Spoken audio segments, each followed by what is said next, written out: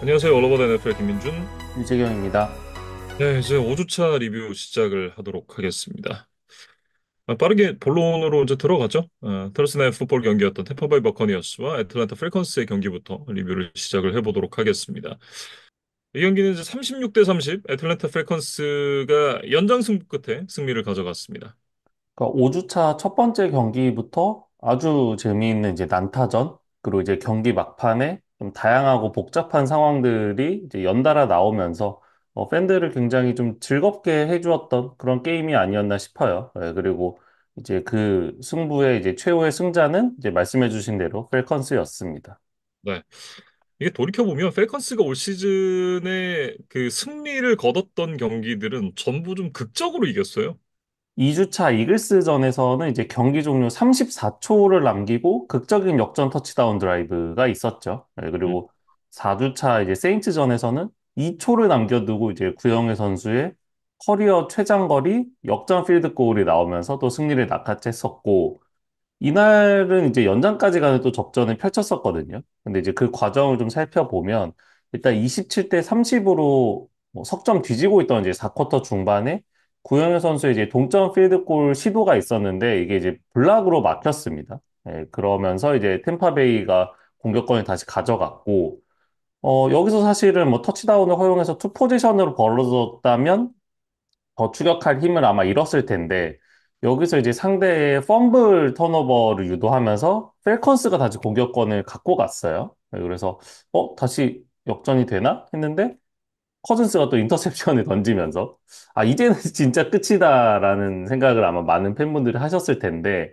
음. 펠컨스가 이제 후반에 타임아웃을 하나도 쓰지 않고 잘 가지고 있었던 것이 좀 좋게 작용을 했던 것 같습니다. 그래서 이 세 개의 타임아웃을 적극적으로 사용하면서 상대의 공격을 이제 계속해서 중단을 시켰고, 결국 30초 만에 다시 공격권을 뺏어 올 수가 있었거든요. 이제 그러면서 마지막 기회를 얻었고, 이것이 이제 필드골로 이어졌죠. 사실 그 동점 필드골 과정도 그렇게 순탄하지는 않았어요.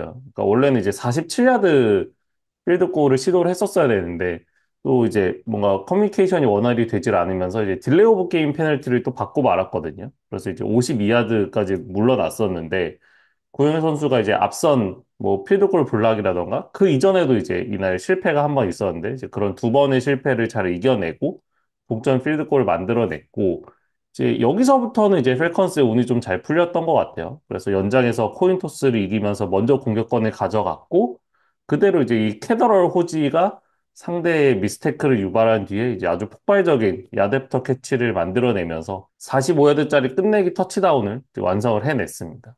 커든스가 이날 이제 509 패싱 야드를 기록을 했습니다. 뭐 이 숫자를 보시면 이제 이게 무조건 커든스의 신기록이겠구나 음. 느껴지죠. 개인 커리어 하이 기록이었고 이게 펠컨스 프랜차이즈 사상 단일 경기 최다 패싱 야드 기록이기도 합니다. 이 긴 NFL 역사를 통틀어서도 사실 단일 경기 기준으로 500 패싱 야드를 던진 쿼터백들은 그렇게 많지는 않아요. 그래서 그 리스트를 한번 찾아보니까 역대 15위에 해당하는 기록을 이 커즌스가 이제 이날 만들어냈던 것이고, 역대 1위에 대해서 이제 간단하게 소개를 해드리면 1951년에 논반 브로클린이라는 이제 쿼터백이 554 패싱 야드를 던진 적이 있었습니다. 근데 이제 이거는 슈퍼볼 이전 시대의 뭐 역대 기록이라고 할 수 있고, 슈퍼볼 이후 시대로 좀 범위를 좁혀보면 1990년에 있었던 워렌 문, 그다음에 2012년에 이 당시 휴스턴 이제 선수였죠. 매시옵이 세웠던 527 패싱 야드가 이제 공동 1위 기록이더라고요. 그래서 뭐 커즌스가 뭐 그에는 미치지 못했지만 뭐 엄청난 기록을 이날 이제 만들어냈습니다. 네. 이날 이제 드레이크 런던이랑 다니엘 무니가 모두 이제 120야드를 넘겼고 이날 20야드 이상의 빅플레이를 만들어냈었던 펠컨스의 스킬 플레이어진이 무려 6명이었어요. 그만큼 이제 공격 쪽에서는 이제 원활하고 활발한 그런 경기를 좀 이어갔었던 펠컨스였다. 이렇게 좀 얘기를 해야 될 것 같습니다. 그러니까 사실 30점대 득점으로 끝난 것이 오히려 좀 적게 느껴질 정도로, 정말 많은 빅플레이, 많은 전진 야드가 있었던 이제 펠컨스 이날 경기였고, 벅스는 사실 이번 시즌 이제 스케줄상 첫 번째 지구 라이벌전을 치른 거였더라고요. 근데 이제 아쉽게 패하면서 일단은 이제 공동 1위 자리를 펠컨스에게 좀 내주고 말았고, 음, 사실 연장에서 이제 코인토스를 패하면서 그대로 터치다운을 얻어맞고 졌기 때문에, 뭐 이날 그 경기 막판 베이커 메이필드의 표정처럼 템파베이 뭐 팬들이나 뭐 선수단 전체적으로는 좀 억울한 마음이 여전히 있을 거예요. 그러니까 음. 그 최근에 NFL이 연장전 룰을 이제 조금 더 합리적으로 개정을 하긴 했지만 그것이 지금 플레이오프에만 적용이 되고 있고 정규리그에는 아직 도입이 되어 있지는 않거든요. 그래서 이런 좀 안타까운 사례들이 여전히 좀 나오고 있습니다. 사실 이제 그 연장전 룰에 대해서는 좀 개정이 필요하지 않나라는 생각이 듭니다. 이게 거의 가차 수준으로 이제 그 운에 의해서 승패가 좌우되는 게임들은 이제 운빨 존만 게임 뭐 이런 식으로 표현 많이 하잖아요. 지금 연장전 코인 토스가 약간 조금 그런 느낌에 가깝죠. 음, 물론 이제 터치다운을 먼저 만들어내야 된다라는 그런 부분은 있지만 그 코인 토스의 결과가 승패와 조금 이제 많이 이어지지 않나라는 생각이 들어서 조금 더 합리적인 그런 이 연장 승부 룰을 좀 만들어 보는 건 어떤가라는 그런 생각을 좀 해보고요. 뭐 어쨌든 이제 이 벅스 얘기로 돌아가서 필드골 블락 이후에 이제 펌블이 없었더라면 하는 그런 아쉬움이 벅스 입장에서 좀 많이 남지 않을까라는 생각이 들고 그리고 이제 인터셉션으로 이제 공격권을 가져온 이후에도 퍼스트 다운을 한 번만 갱신했더라면 본인들의 힘으로 또 경기를 승리로 가져갈 수 있지 않았을까라는 이제 그런 아쉬움들이 좀 남을 것 같습니다. 음. 결국에는 이제 이길 수 있는 기회를 스스로 좀 놓쳤을 때 이제 어떤 큰 반작용이 뭐 돌아올 수 있는지 뭐 이런 것들을 좀 깨달았던 경기가 아니었을까라는 생각이 들고 뭐 이건 이제 음, 조금 게임 외적인 이야기인데 최근에 이 템파베이 지역에 아주 강력한 허리케인이 왔다고 해요. 뭐 어떻게 보면 미국에서는 좀 연례 행사처럼 이제 늘 있는 일인데 그래서 이 템파베이 레이스 그러니까 그 메이저리그 팀의 그 홈구장이 또 파손이 되기도 했다. 뭐 이런 뉴스들도 아마 한국에 꽤 전해진 걸로 알고 있는데 어쨌든 뭐 템파베이 벅스가 뭐 다행히도 일단 다음 주는 이제 원정 경기를 치러야 되는 상황이에요. 그래서 뭐 일단 뉴올리언스로 이동을 하게 됐는데 평소 일정보다 이 허리케인 때문에 조금 일찍 그 템파베이 지역을 떠났다고 합니다. 그래서 아마 훈련에 조금 더 집중하기 위해서 이제 먼저 이동을 선택한 것으로 보이는데 뭐 지역 주민들, 그다음에 이제 선수단 모두 좀 안전하게 큰 피해 없이 이 사태가 좀 잘 마무리되기를 기원을 하겠습니다. 네. 다음 경기로 넘어가 보겠습니다. 런던 시리즈였었죠. 뉴욕 자츠와 미네소타 바이킹스의 경기는 23대 17로 바이킹스가 승리를 가져갔습니다. 바이킹스가 또 한 번 승리를 가져가면서 이제 전승 행진을 이어가고 있습니다. 그것도 자신의 친정팀이었던 뉴욕 제츠를 상대로 또 이런 승리를 거뒀다는 게 다놀드 개인에게도 굉장히 좀 의미가 있을 것 같다라는 생각이 들어요. 음. 뭐, 다노드의 커리어를 저희가 뭐 여러 차례 언급을 해드리긴 했는데, 당시 2018년 드래프트 1라운드 전체 3번으로 왔었죠. 근데 이제 3년간의 제츠 생활이, 뭐, 제츠 입장에서도, 그다음에 다노드 입장에서도 이제 그렇게 행복하지는 않았을 것 같고, 음, 뭐, 펜서스로 이제 트레이드가 됐었는데, 그 당시에 2021 시즌 펜서스의 개막전 상대가 뉴욕 제츠였어요. 아마도 뭐 스케줄을 짜는 그 팀에서 이 스토리라인을 적극적으로 좀 활용하기 위해서 이 펜서스와 제츠를 1주 차에 붙이지 않았나 뭐라는 생각이 드는데 음, 그 당시에 이제 제치에서 실패를 하고 펜서스로 온 다놀드 대 그 자리를 어떻게 보면 이제 넘겨받게 된 또 다른 이제 신인 유망주 잭 윌슨의 대결로 아주 많은 화제가 됐었던 2021 시즌 1주차였습니다. 근데 이제 음, 그 대결에서 다놀드가 이제 판정승을 거두면서 제치에게 한 방을 먹였었던 역사가 있었죠. 그리고 이제 3년의 시간이 더 흘러서 이제 다놀드가 미네소타 유니폼을 입고 다시 한번 제치를 만나게 됐는데 이제 또 한 번의 승리를 거뒀다. 이런 의미가 있는 경기였습니다. 조금 더 파고들면 뭐 승리를 가져가긴 했었는데 다놀드의 경기력이 좋았다라고 얘기하기는 조금 어려울 것 같고요. 음. 뭐 패스 성공률도 50%가 안 됐고 턴오버도 두 개가 있었으니까 뭐 좋았다라고 얘기하긴 어렵지만 어쨌든 또 수비 쪽에서 좋은 모습을 보여주면서 승리를 가져갈 수 있었다라고 얘기를 해야 될 것 같고 그 중심에는 이제 라인베커 앤드루 반 gin클 선수가 있었습니다. 이날 경기 초반에 이제 픽식스를 하면서 좀 주도권을 가져오는데 아주 중요한 역할을 해줬고, 사실 이 반긴클이 이제 개막전 자이언츠와의 경기에 이어서 지금 이제 5경기밖에 치르질 않았는데 벌써 픽식스가 2개째예요. 네, 그러면서 아주 좀 쏠쏠한 활약을 해주고 있다. 네, 이런 이야기를 한번 좀 드리고 싶었고, 이제 6주 차에 바이위크를 갖는 바이킹스는 이제 조금 더 뭐 재정비를 하고 약간 숨을 돌린 뒤에 7주 차에 이제 지구 우승을 다툴 예정인 이 디트로이트와의 중요한 일전을 앞두고 있습니다. 네, 그래서 이 휴식을 좀 잘 활용을 해서 이 라이언스전에 나서야 될 것 같은데, 아마도 이 디트로이트에서 건너왔던 이 타이탄드 TJ 호킨슨이 이날 부상 복귀전을 치를 수도 있다는 지금 소식들도 있거든요. 예, 음, 그래서 이 경기를 지켜보는 여러 관전 포인트 중에 또 이 호킨슨의 복귀전도 하나가 되지 않을까 싶습니다. 네. 제치로 넘어가서 에런 로저스가 이날 이제 NFL 역대 9번째로 정규리그 패칭 6만 야드를 돌파하는 그런 또 대단한 기록을 세웠습니다. 근데 뭐 대기록을 세운 건 세운 거고, 이날 로저스의 경기력은 조금 많이 아쉬웠죠. 이날 3개의 인터셉션을 던진 것 자체가 뭐 로저스에게는 굉장히 이례적이고 뭐 누가 3개를 던졌다 하더라도 사실 칭찬받기는 어려운 뭐 기록이죠. 예. 그리고 특히 1쿼터에 2개의 인터셉션이 이제 집중이 됐었는데 이거는 에런 로저스의 20년 커리어 사상 처음 있는 일이라고 해요. 예, 그 음, 정도로 좀 로저스가 좋지 않은 이 경기 초반을 보냈고 뭐 또 경기 막판에 이 스테판 길모어에게 인터셉션을 하나 더 내주면서 그 마지막 역전 기회마저도 이제 놓치고 말았던 로저스였는데 이번 시즌 로저스의 경기를 보면 일단 글쎄요 뭐 게임으로 치면 이동 속도가 굉장히 느린 것 같아요.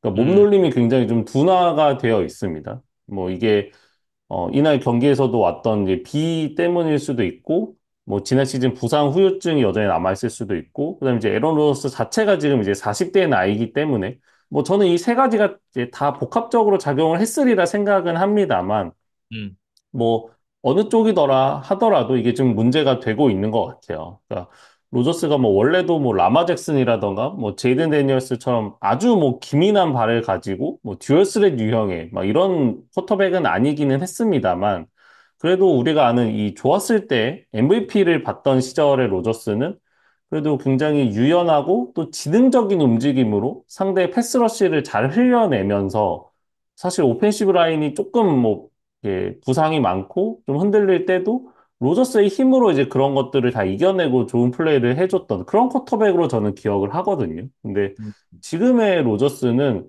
그냥 상대가 자기에게 접근하면 그냥 그대로 무기력하게 그냥 색을 당하고 태클을 당하는 이제 그런 좀 상태가 된 것 같아요. 그래서 여기서부터 뭔가 플레이를 연장하는 것이 되지 않다 보니까 전체적으로 경기력이 좀 많이 흔들리고 그러다 보니 이제 오히려 조급해져서 빨리 공을 릴리즈 해야겠다는 뭐 좀 약간의 강박에 시달리다가 이 좀 쉬운 체크다운 패스 같은 것도 이제 놓치게 되는 이제 그런 그림들이 좀 나오고 있는 것 같습니다.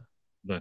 이날 경기에서도 이제 3쿼터였나요? 왼쪽 이제 무릎 쪽에 조금 고통을 호소했었던 에런 로저스였는데, 실제로 지금 이제 그 인절 리포트에는 그 발목 햄스트링 쪽에 좀 부상이 있다 이렇게 나오고 있어요. 그리고 이제 제한적인 이제 훈련을 하고 있다라고 이제 나오고 있는데 아무래도 저 컨디션이 100%는 아닌 것으로 보입니다. 음.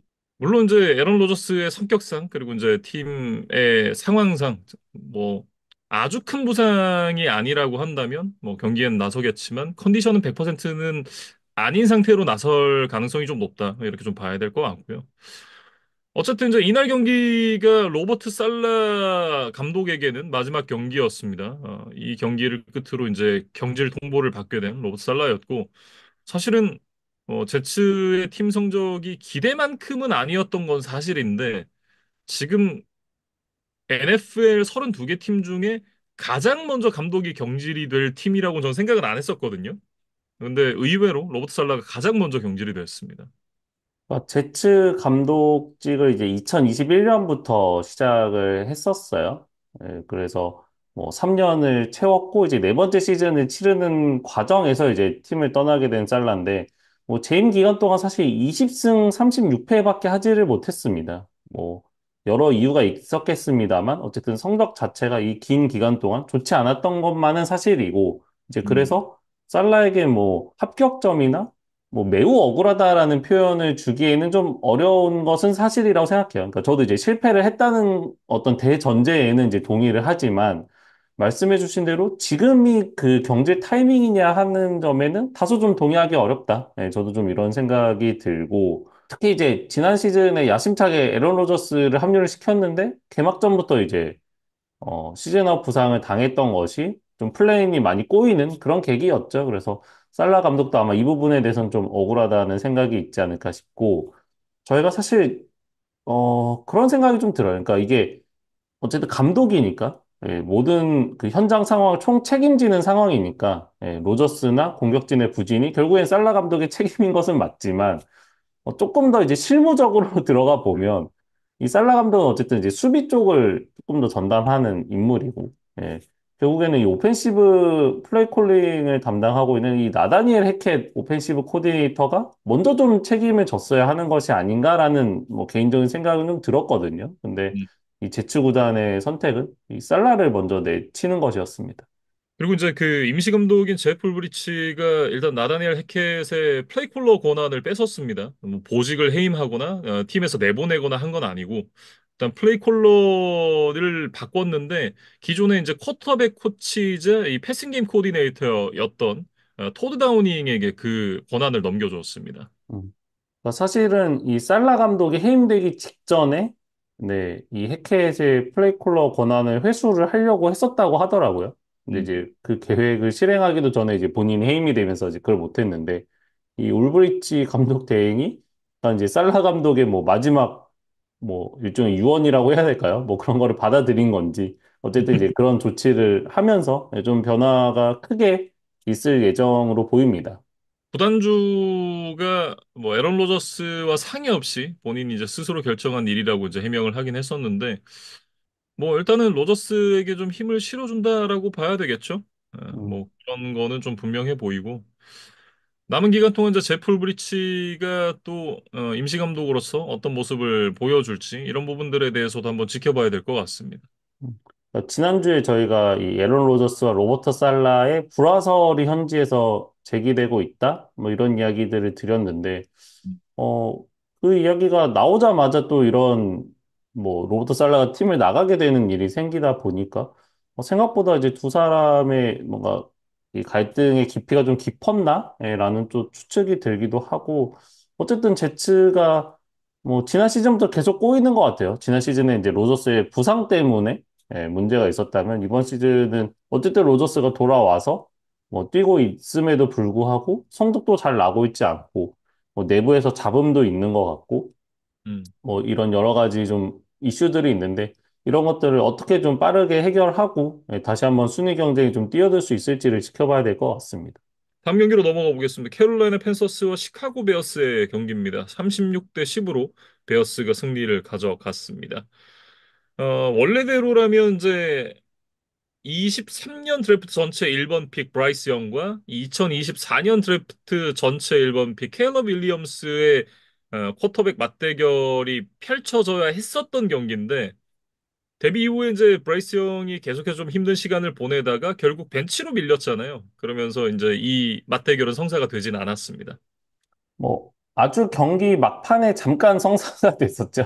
음, 브라이스 형이 뭐 마지막 드라이브에 잠깐 나오면서 근데 뭐 앞서 얘기해 주셨던 대로 뭐 팬들이 기대하던 이제 그런 어떤 스토리라인은 완성이 되지를 않았고 사실 뭐 저희가 여러 차례 프리시즌에 말씀드리긴 했습니다만 이 베어스가 케일러 윌리엄스를 뽑을 수 있었던 게 이 펜서스와의 거래를 잘 했기 때문이었잖아요. 예. 음, 사실 베어스의 원래 전체 1번 픽을 펜서스가 이제 2023년에 샀고 그 대가로 이제 많은 픽을 이제 내준 것 중에 뭐 DJ 무어도 있었고 이제 그 중에 하나가 2024년 1라운드 픽이었는데 펜서스가 이제 지난 시즌 꼴찌를 하면서 이제 베어스가 올해 1라운드 전체 1번 픽을 예상치 못하게 행사하게 되는 예, 그런 이제 일이 있었고 결국에는 이제 케일러 윌리엄스가 이제 베어스의 품으로 안기게 됐습니다. 그래서 베어스 입장에서는 이제 펜서스가 참 고마운 팀이죠.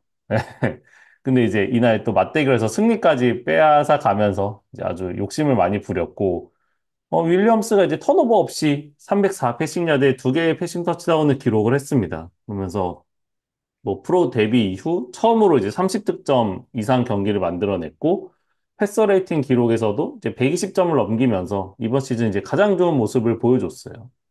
이제 조금 이제 캘러 윌리엄스가 여유가 생겼다라는 생각이 드는 게, 뭐, 이 약간 사이드암으로 이제 패스를 하는 그런 모습들도 있었고, 이게 기존에 급하던 모습이 조금 이제 많이 사라진 것 같습니다. 물론 이제 상대가 펜서스여서 여유가 훨씬 더 많았을 수는 있겠습니다만, 조금씩 이제 리그에 적응을 하고 있는 것이 아닌가라는 생각이 좀 들고, 올 시즌 이제 그 경기당 이제 200야드가 조금 넘는 패싱 야드를 기록을 하고 있는 캘리어 윌리엄스인데, 지금 페이스대로라면 3,700야드 정도를 이제 기록을 하게 되더라고요. 에릭 크라머가 1995년에 이제 베어스 프랜차이즈의 쿼터백 단일 시즌 최다 패싱 야드를 세웠는데 이 기록이 3,838야드입니다. 물론 이제 경기 숫자가 하나가 차이가 나니까 똑같은 기록으로 볼 수 있느냐? 뭐 그건 아니겠습니다만 어쨌든 이제 그만큼 기존의 베어스의 쿼터백들이 예, 이렇다 할 좋은 모습을 많이 보여주지 못했던 것도 사실이잖아요. 네, 그런 이제 잔혹사를 캘로 윌리엄스가 좀 끊어줄 수 있을까? 이런 부분이 조금 기대가 되는 부분이죠.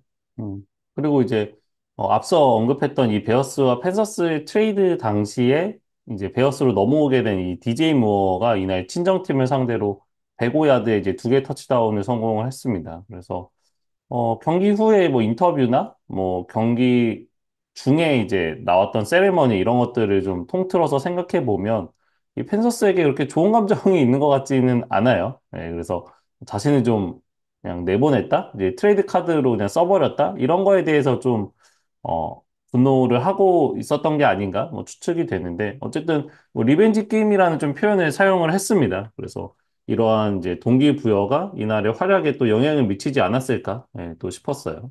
펜서스는 이제 앤디 달튼 카드를 꺼내들면서 좀 극약 처방을 했었는데 이게 약발이 오래 가는 것 같지는 않습니다. 음, 이날도 이제 뭐 추바 허버드 빅플레이로 선취점을 따내는 데까지 성공을 하긴 했습니다만 이후에 30연속 실점을 하면서 대패를 하고 말았습니다.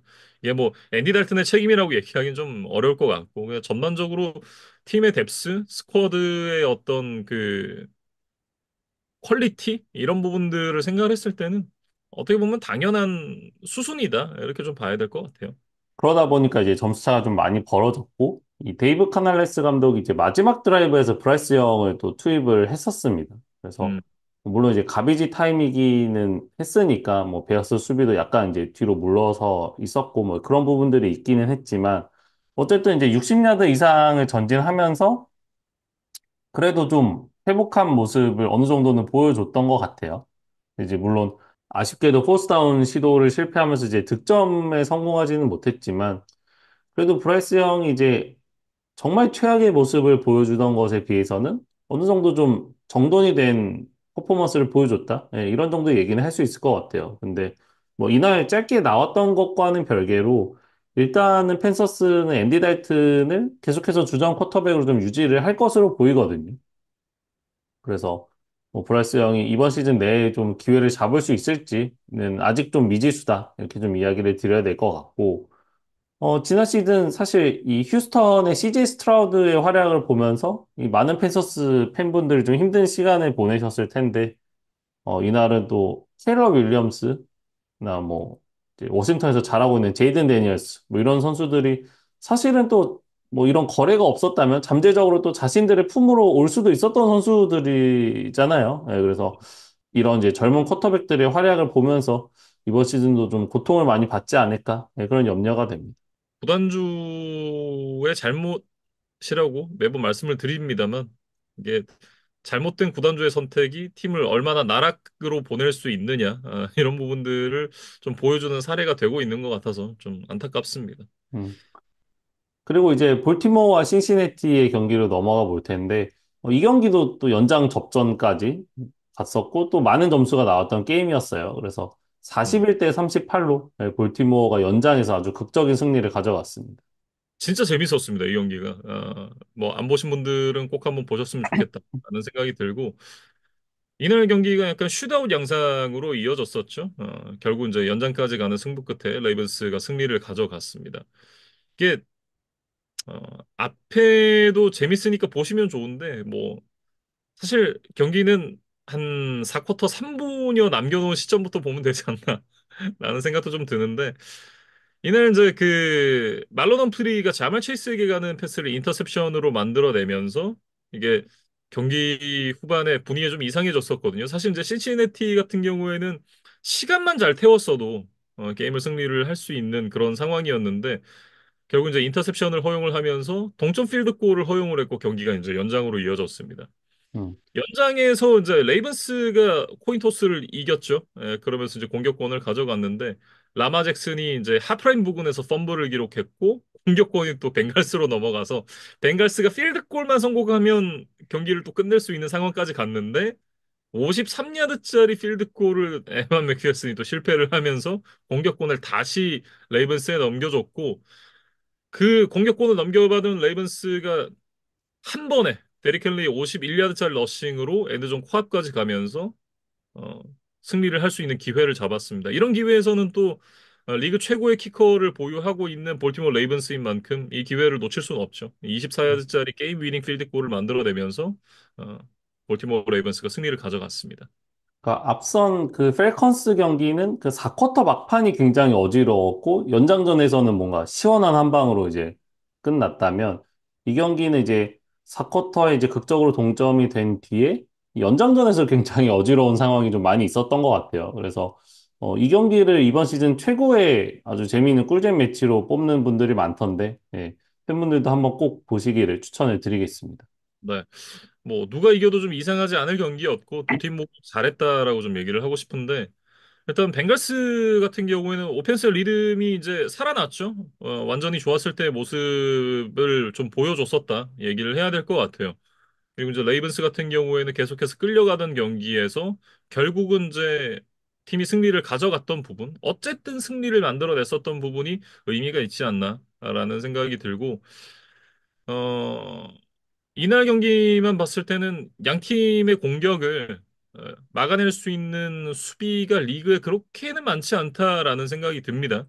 근데 그렇다고 해서 이제 이날 두 팀의 수비가 좋았느냐? 그거는 조금 이제 아니라고 생각이 들고 두 팀 모두 이제 수비 쪽에 대한 문제는 한 번은 짚고 가야 될 부분이 아닌가? 이렇게 생각을 합니다. 그래서 이제 10월 9일이죠. 이 예전에 레이븐스에서 한 5, 6년 정도 이제 디펜시브 코디네이터를 맡았던 딘 피즈라는 인물을 이제 이 시니어 어드바이저로 영입을 했어요. 음. 예, 디펜시브 코디네이터 잭 오어의 그 현역 선수 시절 이제 스승이라고 얘기를 해야겠죠. 어. 예, 딘피즈가 2021-22 시즌에 이제 애틀랜타 펠컨스의 디펜시브 코디네이터 역할을 끝으로 이제 은퇴를 했었는데 잭 오어가 먼저 연락을 했다 그래요. 이제 음, 요약을 하면 선생님 와서 좀 도와주십시오. 이렇게 이제 전화를 했는데 아, 그 요청을 받고 이제 딘피즈가 현장으로 복귀를 했고 사실 이제 마이크 맥도날드가 있을 때 이 레이븐스의 수비가 정말 강력한 모습을 보여줬었잖아요. 그런 것과는 좀 대조적으로 지금 이제 잭 오어가 이끌고 있는 수비진은 어, 사실은 이제 퍼포먼스가 조금 떨어져 있다는 그런 느낌이거든요. 네, 그런 부분을 좀 이제 딘피즈가 와서 메워줄 수 있을지, 향후 레이븐스의 수비가 얼마나 좋아지는지 이런 부분을 좀 한번 지켜봐야 되는 부분인 것 같습니다. 음. 그리고 이제 벵갈스 같은 경우는 뭐 이제 주요 스타 플레이어들의 이제 폼이 좀 올라온 것은 뭐 최근 다행스러운 일이지만 음, 그것과는 별개로 이것이 이제 승리로 계속 이어지지를 못하고 있다는 부분이 좀 아쉬운 것 같아요. 그래서 네, 이제 좀 경기력이 좋아졌습니다라는 위안으로만 삼고 넘어가기에는 벌써 5경기를 치렀고 음, 벌써 1승 4패까지 지금 밀려 있어요. 그래서 벵갈스가 뭐 사실은 지구 우승 혹은 이제 뭐 그 이상을 노리는 팀인 것을 감안하면 굉장히 위기다. 예. 그래서 어 여기서 더 밀리면 아마도 뭐 시즌 중후반에 순위 싸움을 이어가기가 쉽지는 않을 것으로 보이기 때문에 음. 벵갈스는 이제 진짜 벼랑 끝에 선 심정으로 예, 한 경기 한 경기 계속해서 승리를 좀 쌓아 나가는데 예, 집중을 해야 될 것으로 보입니다. 다음 경기로 넘어가 보죠. 마이애미 돌핀스와 뉴잉글랜드 페이트리어츠의 경기입니다. 이 경기에서 15대 10으로 마이애미 돌핀스가 승리를 가져갔고, 저는 이제 전반전을 보고 또 한번 트라우마가 좀 생각이 나가지고 이게 첫 주차 경기처럼 또 이제 승리를 당하는 것이 아닌가 이런 걱정을 좀 했었는데 4쿼터에 돌핀스가 좀 힘을 내주면서 소중한 1패를 이제 정립을 했습니다. 이게 마이애미의 공격이 못한 건지 이게 페이트리어츠의 패스 디펜스가 좋았던 건지 조금 이제 헷갈리기는 하는데 일단 뭐 타일러 헌틀리가 돌핀스 팬들이 기대하던 모습을 보여주진 못했다라고 얘기를 좀 해야 될 것 같고요. 돌핀스의 쿼터백 고민이 조금 깊어질 것 같다라는 생각이 들어요. 일단 이제 스카일러 톰슨보다는 확실히 나은 퍼포먼스를 보여주고는 있습니다만 이게 스카일러 탐슨의 퍼포먼스에 눈높이가 맞춰져 있는 게 아니잖아요. 투아의 퍼포먼스에 눈높이가 맞춰져 있는 상황이고 그만한 이제 공격에서의 어떤 그 리듬이 나오지 않고 있다 보니까 마이애미 공격이 좀 답답해 보인다라는 느낌이었습니다. 음. 그래도 이날은 이제 러싱 공격에 집중하면서 이제 노선을 잘 선회를 해서 그래도 200야드 가까이, 그다음에 이제 뭐 러싱 시도당 뭐 전진 야드도 4.5야드 이상, 예. 아주 효율적인 러싱 공격을 반복적으로 이제 수행을 하면서 이제 4쿼터에 역전 터치다운까지 만들어냈거든요. 예, 그러면서 어쨌든 뭐 마이애미는 일단 투아가 오기 전까지 일단 버틴다라는 뭐 마인드이기 때문에 이런 이제 1승 1승이 굉장히 좀 소중해 보입니다. 마이크 맥데니일 감독이 이 투아의 회복에 대해서 조금 얘기를 했었는데 뭐 일단은 순조롭게 진행이 되고 있다라고 얘기를 했고 하지만 아직은 이제 과정이다라고 이제 얘기를 해서 뭐 언제 돌아올지에 대한 부분은 뭐 아직은 조금 이제 얘기가 나오지는 않고 있습니다. 물론 이제 IR에 올라갔으니까 2, 3주 정도 지나야 이제 IR에서 나올 수 있기 때문에 그 전까지 투어가 얼마나 건강하게 회복을 해서 돌아올 수 있느냐 이 부분이 마이애미에게는 좀 중요하겠죠. 그리고 이제 돌핀스 수비도 뭐 패트리어츠의 공격을 상대했다는 점을 감안하더라도 어쨌든 좋은 퍼포먼스를 보여주기는 했어요. 뭐 상대에게 레드존을 이제 2번 정도 허용하긴 했는데 모두 무실점으로 마무리를 지었고 뭐 펀트도 굉장히 이제 대량 유도를 해내면서 상대 공격을 이제 10점으로 제한을 했던 것이 예, 승리의 아주 주요한 요인이었습니다. 네. 이게 물론 이제 돌핀스 수비가 잘했죠. 근데 거기에는 또 어, 패츠가 공격을 개못했기 때문에 이렇게 시너지 효과가 났다라고도 얘기를 할 수 있을 것 같습니다. 패츠는 뭐 전반적으로 다 안 좋았죠. 특히 안 좋았던 거는 이날 페널티가 12개가 나왔습니다. 그러면서 이제 105야드를 내준 부분, 이 부분 안 좋았고, 그리고 이제 앞서 돌핀스가 러싱으로 게임을 계속해서 풀어갔다라고 얘기를 해주셨는데, 이날 런 디펜스가 참 좋지는 않았었죠. 공격은 뭐 굳이 말을 안 해도 될 것 같고, 전반적으로 좀 다 안 좋았다라고 얘기를 하고 싶고, 문제는 6주차 휴스턴과의 경기에 드레이크 메이를 선발로 내보낼 예정이라고 해요. 저는 이 부분에 대한 의문이 굉장히 좀 크게 있는 게 지금 드레이크 메이를 선발로 내보낸다고 해서 팀의 상황이 좀 좋아질 거라고 생각을 하지 않거든요. 왜냐하면 지금 부상자도 너무 많고 지금 오라인 역시도 이제 지금 센터 데이비드 앤드루스가 빠져 있는 상황이고 뭐 다른 포지션 역시도 이제 공백이 좀 있는 상황인데 지금 그러면서 오라인이 자동분이거든요. 이라샤이 마세를 외치면서 포터백에게 이제 길을 안내하고 있는 그런 모습이고 지금 서포팅 캐스트도 너무 구립니다.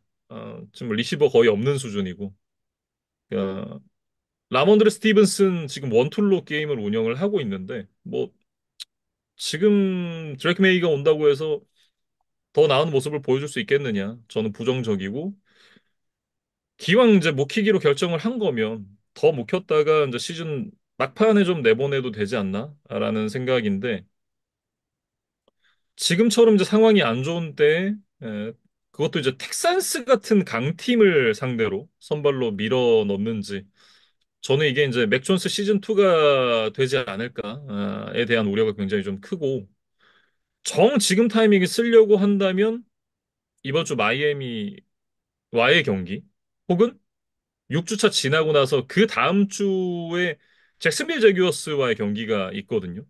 그 경기에서 선발로 쓰는 게 맞지 않느냐. 굳이 텍사스 같은 팀을 상대로 선발로 내보내는 게 맞느냐. 저는 이런 생각이 있습니다. 물론 자코비 브리셋의 퍼포먼스가 눈 뜨고 보기 힘들 수준인 것도 맞아요. 저도 볼 때마다 진짜 답답해서 죽을 것 같은데 근데 이럴 줄 알고 데려온 거거든요. 브리셋이 와가지고 굉장히 잘해줄 거라고 생각을 했으면 그 사람들 이제 옷 벗고 딴 직업 찾아봐야죠. 이거는 저도 알고 아마 류재경 PD도 예상을 했을 거고 NFL을 보시는 많은 분들이 자코비 브리셋이 페이트리어츠에 와서 좋은 퍼포먼스를 보여주기 어려울 것이다. 다들 알고 계셨을 거예요. 근데 이런 선수에게 1년에 800만 달러를 주고 데리고 왔거든요. 근데 드레이크 메이를 이렇게 빨리 쓸 것 같았으면 그 돈으로 리시버나 하나 더 사오지. 드레이크 메이를 선발로 아싸리 1주차부터 내보내고 지금 그 웨펀이나 하나 더 손에 쥐어주는 게 맞지 않나라는 생각이 전 들고 이게 뭐 하는 그 의사결정인지 모르겠어요. 이런 류의 의사결정을 보면 지금 페이트리어츠가 이게 뭐 단장의 결정인지 감독의 결정인지를 떠나서 팀의 장기적인 플랜이 없다라는 게 좀 느껴지잖아요. 제가 가장 아쉬운 부분은 그겁니다. 그러니까 아마 뭐 플랜을 여러 각도로 또 여러 시나리오로 이제 세우고 시즌을 출발했겠지만 이게 우리가 뭐 마이크 타이슨 이야기를 늘 하잖아요. 이게 아, 현실에 그쵸. 닥치고 이제 한두 음, 번 맞아보게 되면은 이 뭔가 인내심을 잃고 이제 약간 판단력이 이제 흐려지게 되죠. 그래서 패츠도 좀 계속해서 연패에 쌓여 있고 그 내용들이 좋지 않다 보니까 뭐 이제 저희처럼 이제 한 발 물러서서 뭐 지켜보는 사람들이야 뭐 조금 더 기다리면 어떨까라는 이제 생각을 조금 더 쉽게 할 수 있다면 이제 그 내부에서 그 패배를 직접 이제 몸으로 체감하고 뭐 여론을 상대하고 이런 입장에서는 분명히 좀 인내심이 흔들릴 만한 상황일 것이다라는 추측이 됩니다. 그래서 뭐 그들을 옹호하는 것은 아니지만 아마도 이제 이런 과정들이 이런 이제 의사결정의 변화에 좀 영향을 미치지 않았을까 이렇게 좀 추측을 해보고 일단은 뭐 메이에게 맡기기로 했으니까 메이가 좀 잘하기를 그냥 기도하는 수밖에 일단은 없는 것 같다. 예. 뭐 준비가 잘 되어 있었기를 그냥 일단은 바래본다. 뭐 정도로 일단은 뭐 말씀을 드릴 수밖에 없을 것 같습니다. 저는 뭐 일단 기도 메타가 그렇게 이제 성공적인 결과로 이어질까에 대한 의문이 항상 있고 이게 장기 리빌딩의 좋은 사례를 보여주는 게 저는 이제 아스날이라고 생각을 하거든요.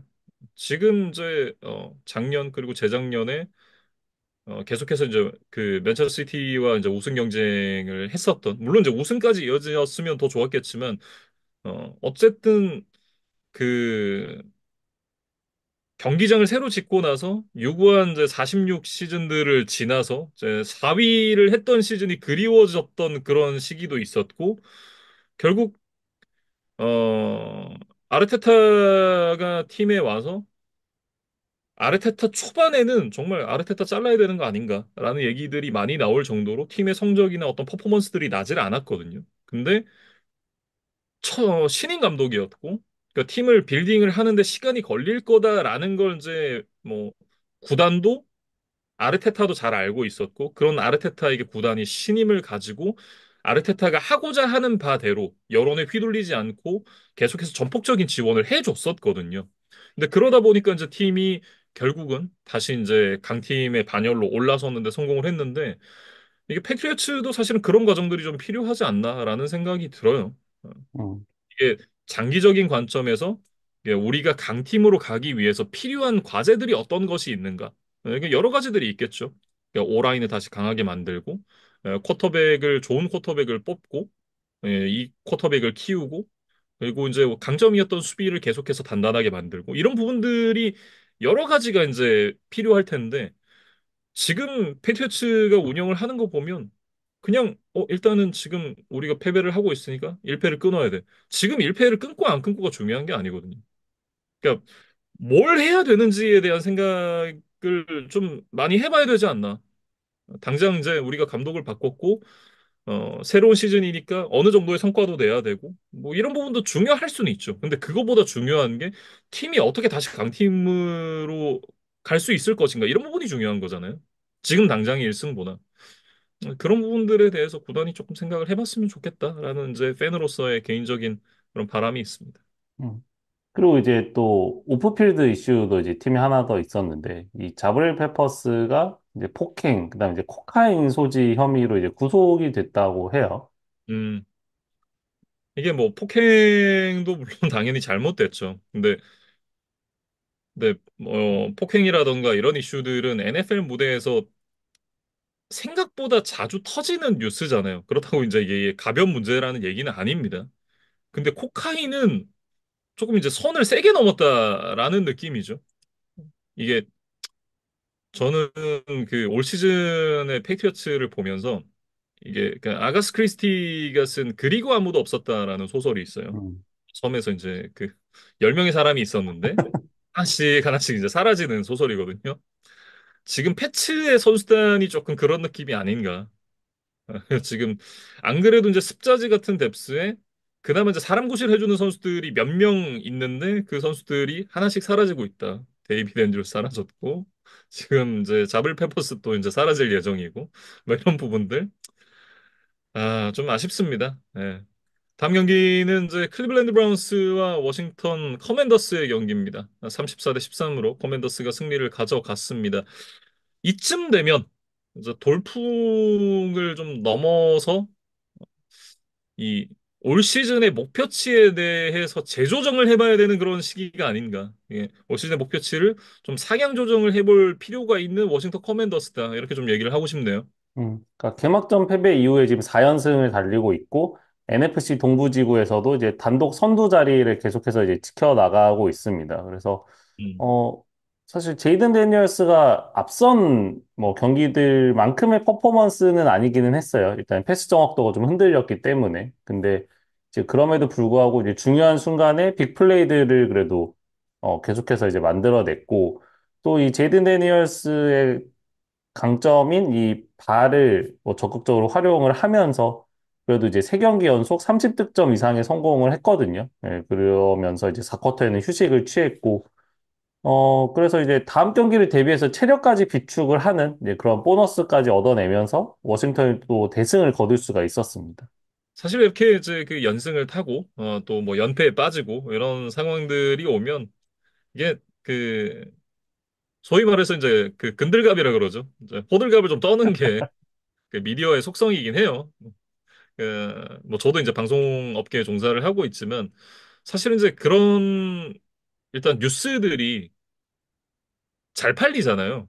네, 그러다 보니까 이제 그런 쪽에 좀 조명을 하게 되는 것 같은데 지금 제이든 데니얼스에 대한 이제 기사들을 좀 보면 이게 오펜시브 루키 오브 더 이어를 좀 넘어서 MVP에 대한 얘기들이 좀 나오고 있거든요. 지금 시즌 이제 4분의 1 갓 지난 상황인데 이런 이제 얘기가 나온다라는 거는 물론 이제 그 앞서 말씀드렸던 이 미디어의 이제 호들갑이기도 하겠지만 그만큼 제이든 데니얼스가 지금 시즌 초반에 굉장히 좋은 모습을 보여주고 있다라는 얘기고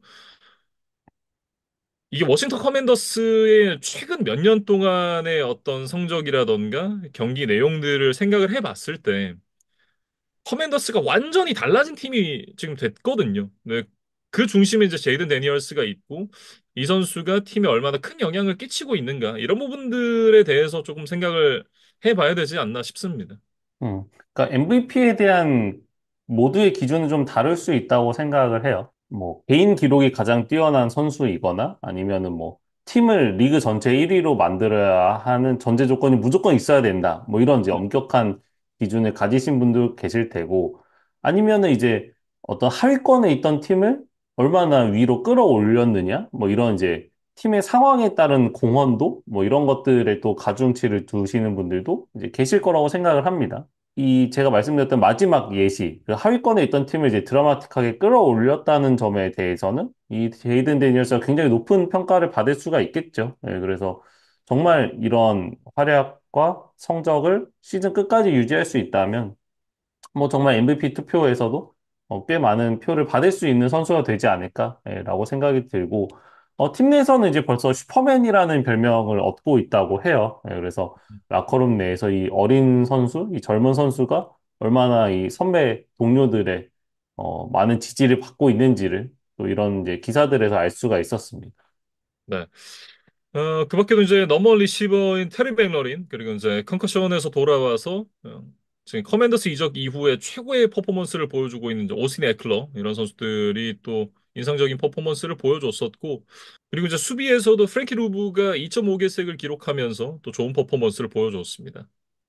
워싱턴은 사실은 이제 지난 시즌 최하위로 뭐 정규리그를 마감을 했었기 때문에 올해 이제 일정상의 유리함도 이제 뭐 덤으로 얻은 채로 이제 시즌을 출발할 수가 있었거든요. 그래서 음, 지금 남은 일정을 보면 다음 주 볼티모어 원정 경기 정도를 제외하면 뭐 우승에 도전하는 팀과의 대결은 없는 것 같아요. 그리고 이제 뭐 지구 라이벌인 댈러스, 필라델피아와 이제 두 경기씩을 남겨두고 있다. 뭐 이 정도가 그나마 좀 까다로운 일정의 전부인 것 같은데, 음, 그렇기 때문에 이 카우보이스 이글스와의 경기를 한 1승 1패 정도씩으로만 마무리를 하고, 뭐 볼티모어에게 설령 패배를 한다 하더라도 나머지 경기들에서 이제 큰 이변 없이 뭐 자신들보다 지금 좀 약해 보이는 팀들을 잘 잡아낼 수 있다면 2020년 이후에 첫 지구 우승도 충분히 가능해 보여요. 예, 그리고 만약에 이제 플레이오프 진출 혹은 이제 지구 우승에 성공을 한다면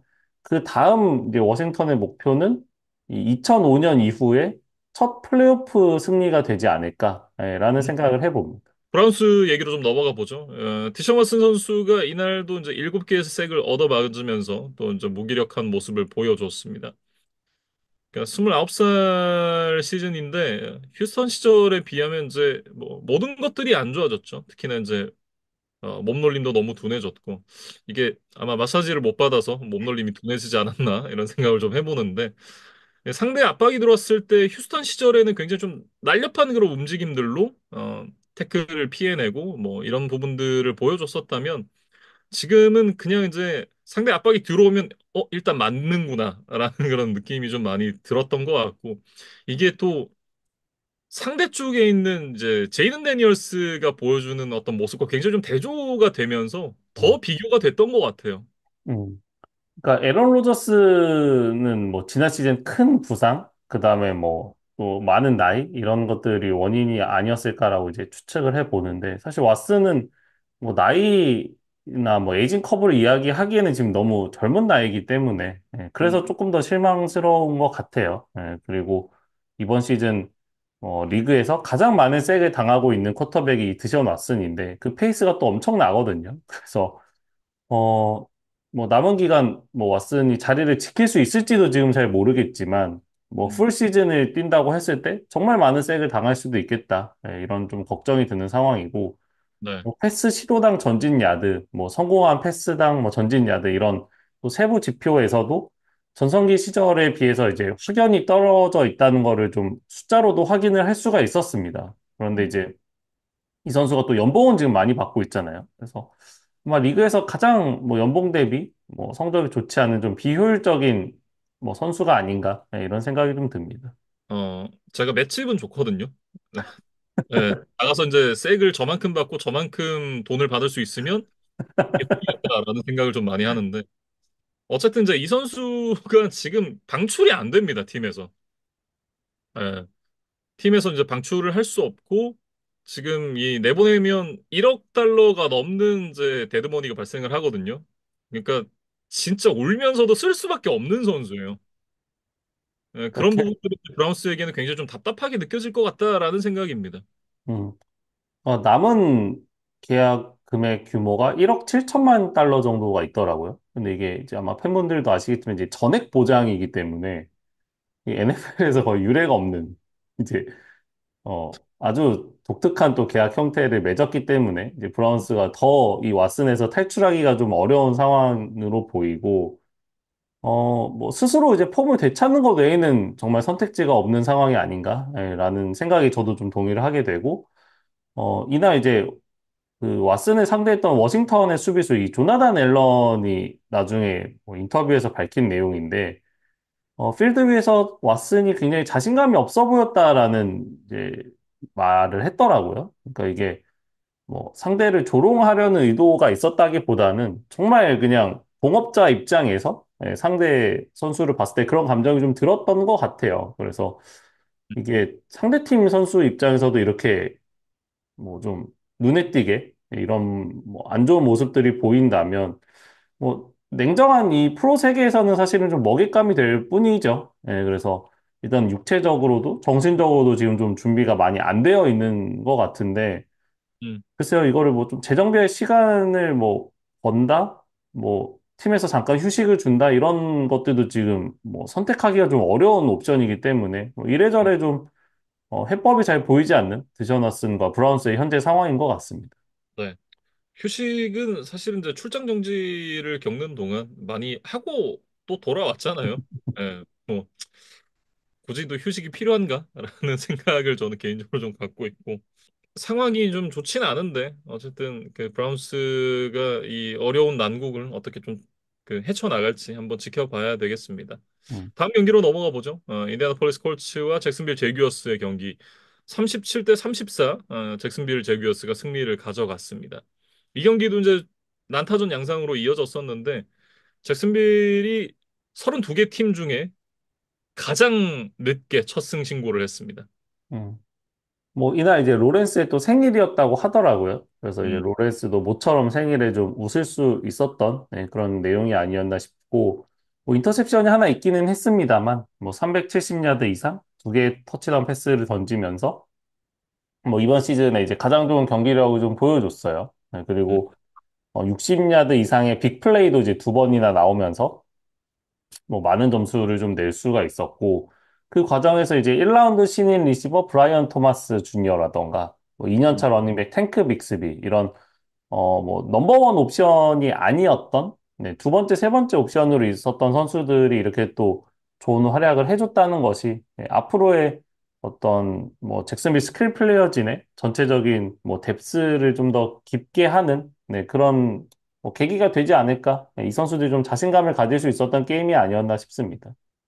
하지만 이제 이날 승리에도 좀 불구하고 4쿼터에 20넉 점을 내줬던 부분은 좀 짚고 넘어가야 될 부분이죠. 어, 그리고 이제 이날 경기 초반에 트레버 로렌스가 좀 원하는 대로 경기가 안 풀리니까 태블릿을 던지면서 이제 좀 화를 내는 그런 모습도 있었는데 이게 게이브리엘 데이비스가 이제 자신이 오픈이 됐는데 또 본인에게 패스가 오지 않았던 부분 이런 부분에 대해서 또 로렌스에게 불만을 표시했다고 하더라고요. 어, 그러면서 이제 두 사람 사이에 또 다툼이 있었다 이런 얘기들이 나왔었는데 이게 조금 그 승리와는 별개로 지금 선수들이 굉장히 좀 조급한 마음을 갖고 경기를 뛰고 있구나 이런 게 좀 느껴지는 것 같습니다. 음. 그러니까 이게 패배가 쌓이다 보면 뭐 서로가 서로를 좀 믿지 못하는 상황들이 좀 나오는 것 같아요. 그거는 음, 어떤 종목을 불문하고 사실 모두가 이제 승리라는 목표를 가지고 이제 뭉친 게 이제 팀 스포츠인데 그 목표가 계속해서 달성이 되지 않으면 뭐 스스로 생각할 수밖에 없죠. 뭐가 문제일까? 근데 음, 이제 대부분의 사람의 본능은 뭐 그 문제를 자신에게서 찾기보다는 이제 남에게서 찾는 뭐 경향들이 있기 때문에 뭐 그건 어쩔 수 없는 좀 본능이라고 생각돼요. 자기 방어 기제 같은 게 이제 작용을 하다 보니까 이제 그렇게 되면 이제 팀 분위기가 안 좋아지고 서로를 믿지 못하고 이런 이제 갈등들이 표출되고 이제 한다고 저는 생각을 하거든요. 그래서 일단은 뭐 이게 이제 경기 초반에 있었던 일이고 승리로 일단은 마무리가 됐기 때문에 이 다음 경기를 준비하는 과정에서 좀 이런 잡음들은 좀 깔끔하게 해결을 하고 또 연승을 향해서 같이 달려가는 모습이 좀 나와야 될 것 같습니다. 네.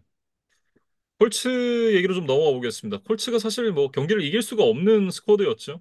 앤서니 리차드슨 그리고 이제 조나단 테일러 그리고 수비 쪽에서 디프레스 버크너 이런 선수들이 다 빠져 있었습니다. 그러니까 22명의 주전 선수들 중에 9명이 빠졌어요. 그러니까 이게 정확하게 한 1.5분 정도라고 얘기를 할 수 있겠죠. 그러다 보니까 경기를 승리로 가져가기엔 좀 어려움이 있었고, 근데 그럼에도 백업 쿼터백 이 베테랑 조 플라코가 359 패싱 야드에 3개 패싱 터치다운, 그리고 이제 알렉 피어스가 134 리시빙 야드에 터치다운 하나를 기록을 하면서 끝까지 좀 추격전을 펼쳤었던 콜츠였는데 결국 이제 수비 쪽에서 상대에게 500야드 가까이 허용을 하면 뭐 경기를 이기긴 쉽진 않죠. 음. 그러면서 이 2015년부터 이어져 오고 있는 잭슨빌 원정 경기 연패 기록을 올해도 결국에는 깨지를 못했습니다. 음, 그러니까 이게 뭐 두 팀 다 플레이오프에 올라가서 뭐 콜츠가 잭슨빌 원정 경기를 치른다? 이런 일은 현재의 어떤 순위 구도로는 또 일어나기 굉장히 힘든 일이기 때문에 음, 아마도 이번 시즌에는 또다시 기회가 오지 않을 것으로 보이고, 예.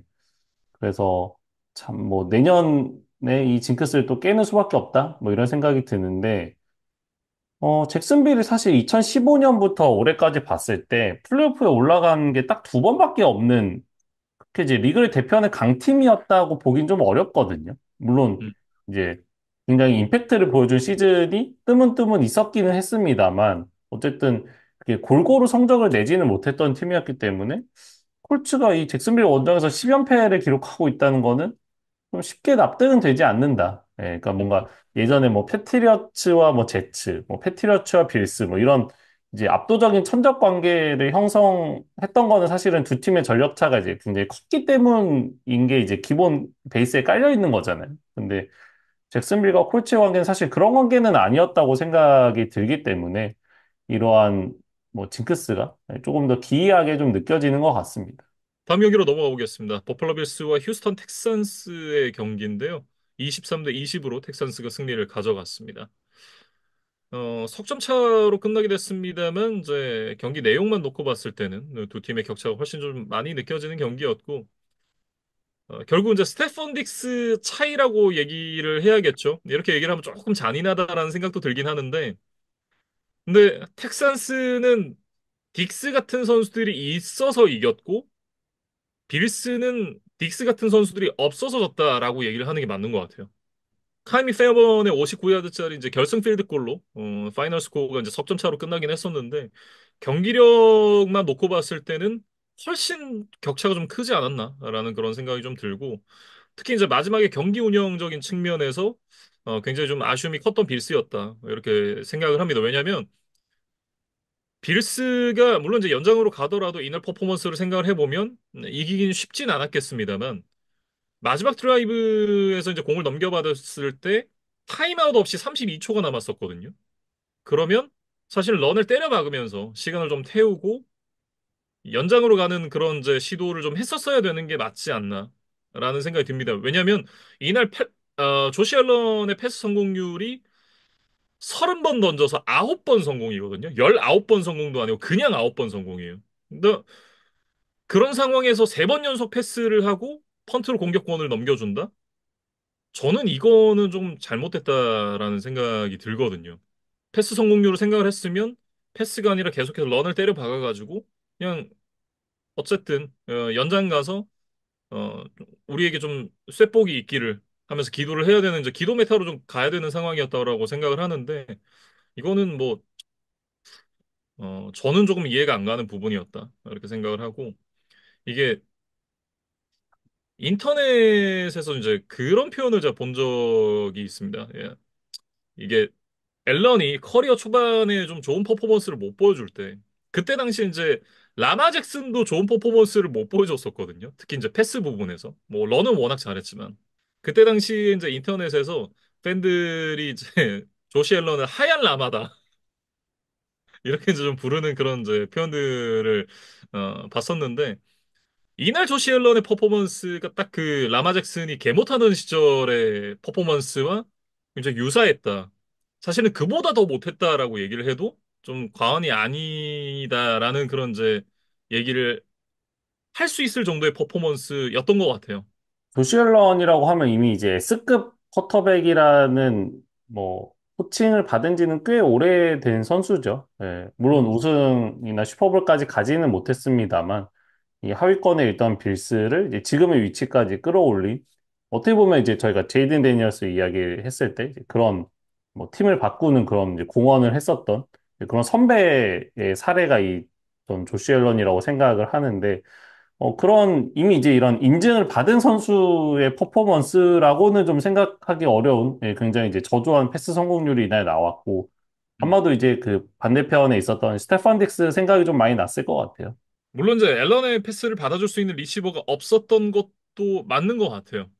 예. 그러면서 이제 앨런이 좀 어려움을 겪었던 것도 맞는데 이날 이제 그 패스가 워낙 좀 부정확한 그런 모습들이 많았고 인터셉션이 나올 뻔했던 장면들도 좀 여럿 있었거든요.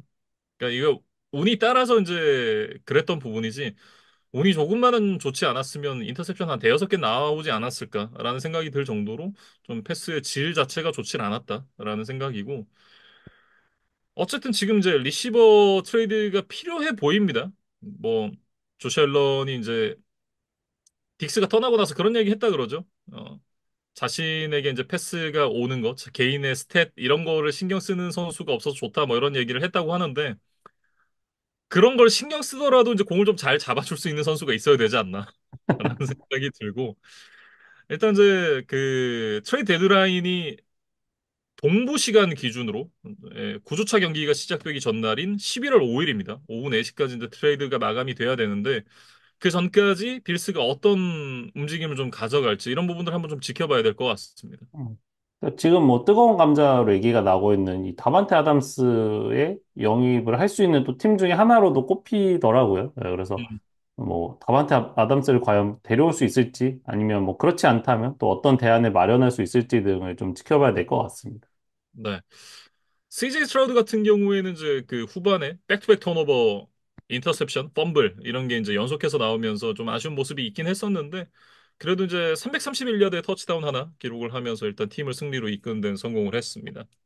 특히 이제 그 스테펀 딕스 얘기를 안 할 수가 없겠죠. 딕스가 이날 사실상 이제 경기의 좀 진주인공이다 얘기를 할 수 있을 것 같은데 이날 6번의 캐치로 82야드를 기록을 했습니다. 뭐 딕스의 이름값 생각하면 아주 잘했다라고 얘기가 나올 만한 성적은 아니죠. 근데 이날 이제 빌스의 그 러닝백들 그리고 타이텐들을 제외한 순수한 와이드 리시버 선수들이 기록했던 리시빙 야드가 76야드입니다. 일단 뭐 이런 것만 봐도 스테펀 딕스가 이제 결과적으로 팀도 승리를 했고 본인도 어쨌든 빈자리를 좀 느끼게 해줬으니 이게 두 배로 좀 승리를 한 느낌일 것 같다라는 생각이 드는데 경기 끝나고 이제 조시 앨런이랑 인사를 하는 장면도 있었거든요. 굉장히 좀 어색한 인사를 나누는 그런 장면도 좀 웃기기도 했었고 다만 이제 텍사스는 이제 NFL에서 가장 많은 리시빙 야드를 기록하고 있는 리딩 리시버 니코 콜린스가 햄스트링 부상으로 IR에 올랐습니다. 당초에 이제 위크 투 위크 정도로 평가가 됐었는데 IR에 올라가면서 이제 10주차 디트로이트 라이언스와의 경기부터 나설 수가 있을 예정이고요. 근데 저는 니코 콜린스의 이탈이 텍사스에게 좀 아쉽게 느껴지긴 하겠지만 이게 아주 치명적으로 느껴지지는 않는다는 생각이에요. 왜냐면 뭐 앞서도 이제 콜츠 얘기할 때 얘기가 나왔습니다만 지구 라이벌들이 지금 다 헤매고 있거든요. 콜츠가 2승 3패, 타이탄스가 1승 3패, 제교스가 시즌 첫 승 거두면서 1승 4패를 기록을 하고 있기 때문에 텍산스가 아직 여유가 좀 많이 있는 상황입니다. 그렇기 음. 때문에 콜린스가 이탈을 한다고 해도 당분간은 텍산스가 조금 여유가 있지 않을까 이렇게 좀 보여집니다. 그리고 이제 그 콜린스가 빠져있는 기간 동안에 이 스트라우드와 스테판 딕스의 어떤 호흡을 조금 더 가다듬는 계기가 되면은 오히려 전화위복이 될 수도 있겠다라는 생각도 들어요. 사실은 딕스가 뭐 이적을 해오기는 했습니다만 일단은 콜린스보다는 좀 우선순위에서 밀려 있었던 것 같거든요. 그 시즌 초반 텍사스 경기들에서. 그래서 안타까운 상황이지만 이제 콜린스가 빠졌으니까 이제 현실적으로는 이제 딕스를 확실하게 또 넘버원으로 활용을 하면서 텍산스가 이제 남은 경기들 당분간 한 대 정도를 잘 버텨봐야 될 것 같습니다. 다음 경기는 라스베이거스 레이더스와 덴버 브론코스의 경기입니다. 34대 18로 덴버 브론코스가 승리를 가져갔는데 일단은 트레이드가 좀 초읽기에 들어갔죠. 다반타 애덤스가 빠져 있었던 레이더스가 결국 그 빈자리를 크게 느끼면서 패배를 당하고 말았습니다. 앞서 이제 딕스의 빈자리가 좀 컸던 빌스였다라고 얘기를 했었는데 레이더스 역시도 이 다반테 애덤스의 빈자리가 좀 크게 느껴지지 않나? 다반테 애덤스가 얼마나 좋은 리시버인가라는 부분들을 역시나 좀 생각을 해보게 되는 그런 경기였던 것 같아요. 가드너 민슈가 사실 경기 초반에는 나쁘지는 않았거든요. 음, 첫 11번의 패스를 모두 성공을 시켰고 그 과정에서 이제 신인 타이트엔드 브록 바워스에게 57야드 패싱 터치다운을 연결시키는 또 그런 멋진 장면도 있었습니다. 이제 그러면서 뭐 초반에는 또 리드를 가져가는 그런 순간들도 있었는데 2쿼터 중반에 이제 픽식스를 허용하면서 이제 경기 흐름이 좀 바뀌었고, 그 이후에는 굉장히 좀 무기력한 모습을 보여줬어요. 그러다가 이제 3쿼터 중반에 이제 두 번째 인터셉션을 던진 뒤에는 이 에이단 오코넬과 이제 교체가 되면서 벤치로 물러났는데, 쿼터백이 이제 경기 도중에 교체가 되는 거는 이제 몇몇 뭐 케이스가 있는데, 뭐 불가피한 부상이 있는 경우 아니면 너무 많은 점수 차로 리드를 하고 있어서 휴식을 주려고 하는 경우 아니면 이제 너무 크게 지고 있어서 그냥 이제 포기를 하는 경우가 있고, 그 다음에 이제 네 번째가 이런 이제 이날 라스베가스처럼 아직 경기를 던질 정도의 차이는 아닌데 이 선수로는 안 되겠고, 다른 선수를 통해서 역전을 한번 해보고 싶은 뭐 승부수를 던질 때 또 이렇게 쿼터백이 교체가 되는 경우가 종종 있거든요. 근데 이날은 이런 케이스였던 것 같아요. 그러니까 교체 시점은 이제 3쿼터 중반이었고 리드가 이제 10점밖에 뭐 덴버가 가지고 있지를 않았기 때문에 충분히 레이더스도 이제 한번 도전을 해볼 만한 상황에서 이제 쿼터백을 교체를 했었던 이제 그런 강수를 뒀었습니다. 네. 근데 뭐 에단 오코넬이 그 팀을 캐리할 수 있는 그런 쿼터백이었으면 애초에 백업 자리에 있지 않겠죠. 어, 오코넬이 경기를 승리로 이제 이끄는 데는 좀 역부족이었다라는 생각이고, 사쿼터에 이제 터치다운 드라이브가 하나 있긴 했습니다만 이미 이제 뭐 점수가 돌이킬 수 없을 정도로 벌어진 상황이었기 때문에 뭐 크게 의미가 있지는 않다라는 생각입니다. 그나마 맥스 크로스비가 부상에서 돌아와서 또 이제 곧바로 두 개 색을 기록하는 그런 모습들을 또 수비에서 보여줬던 게 나름 또 좀 의미를 부여할 만한 그런 장면이었던 것 같고, 이번 시즌 레이더스가 이제 가드너 민슈라든지 오코넬이라든지 이런 선수들이 확실하게 좀 자리를 잡아주지 못하면 플레이오프 진출은 현실적으로는 좀 어렵다. 그렇게 생각이 됩니다. 음. 그리고 이제 덴버 같은 경우에는 이제 2연패로 시즌을 출발을 했습니다만 이후에 지금 3연승을 달리면서 나름 이제 좋은 분위기로 좀 턴어라운드를 한 것 같아요. 그래서 음. 보닉스가 이제 덴버 프랜차이즈 쿼터백 중에서는 이제 신인 중에 이제 처음으로 3연승을 달성한 이제 주인공이 됐다고 하는데, 덴버의 이제 전설적인 쿼터백이었던 존 엘레이도 하지 못했던 거를 일단은 보닉스가 뭐 하나를 해냈다? 뭐 이런 의미가 좀 있었고, 뭐 사실 이날 경기가 뭐 닉스의 캐리를 통해서 덴버가 승리를 거뒀다는 느낌이 있지는 않지만 그럼에도 불구하고 뭐 70%가 넘는 패스 성공률도 이번 시즌 처음 보여줬고, 어쨌든 그 3연승 기간 동안에 이제 인터셉션을 하나도 내주지를 않았거든요. 그래서 최소한의 안정감은 좀 보여주면서 조금씩 성장을 해나가고 있다. 그러니까 뭐 데니얼스처럼 이런 폭발적인 뭐 캐리력을 좀 보여주고 있지는 못하지만 보닉스도 이제 뭐 걱정이나 우려에 비해서는 그래도 잘 적응을 해나가고 있다라고 보는 게 좋을 것 같습니다. 예, 이날 경기에서 이제 경기 흐름을 바꿔줬던 게 이제 그 넘버원 코너백 패트릭 서테인 2세의 활약이었는데, 이날 자기 진영 엔드존에서 이제 가드드 민슈의 패스를 낚아채서 그대로 이제 상대 엔드존까지 100야드를 질주하면서 픽식스를 만들어냈습니다. 여기 이제 4쿼터에도 에이단 오코넬의 패스를 또다시 인터셉션을 만들어내면서 승부의 쐐기를 박는 그런 모습을 또 보여줬었는데, 이 두 번의 이제 패스를 모두 이제 상대의 넘버원 리시빙 옵션인 타이탄드 브록 버스와의 경쟁에서 이걸 이겨내고 인터셉션으로 만들어냈다는 것이 좀 의미가 있는 것 같습니다. 현 음, 시점에서 어, 탑3 코너백을 뽑으라면 패트릭 설테인이 무조건 들어가지 않나라는 생각이거든요. 그만큼 음. 이제 또 올 시즌 좋은 모습을 보여주고 있습니다. 그리고 이제 이날 덴버의 승리가 또 하나의 의미가 있었던 거는 사실 이 지구 라이벌인 레이더스에게 8연패를 그동안 하고 있었어요. 예. 뭐 앞서 뭐 제규어스와 콜츠의 관계처럼 사실 덴버와 레이더스 모두 뭐 크게 전력 차가 나지 않는, 네, 뭐 항상 5할 언저리에서 이제 머무르던 그런 팀들이었음에도 불구하고 덴버가 유독 레이더스에게 좀 약한 모습을 보여왔거든요.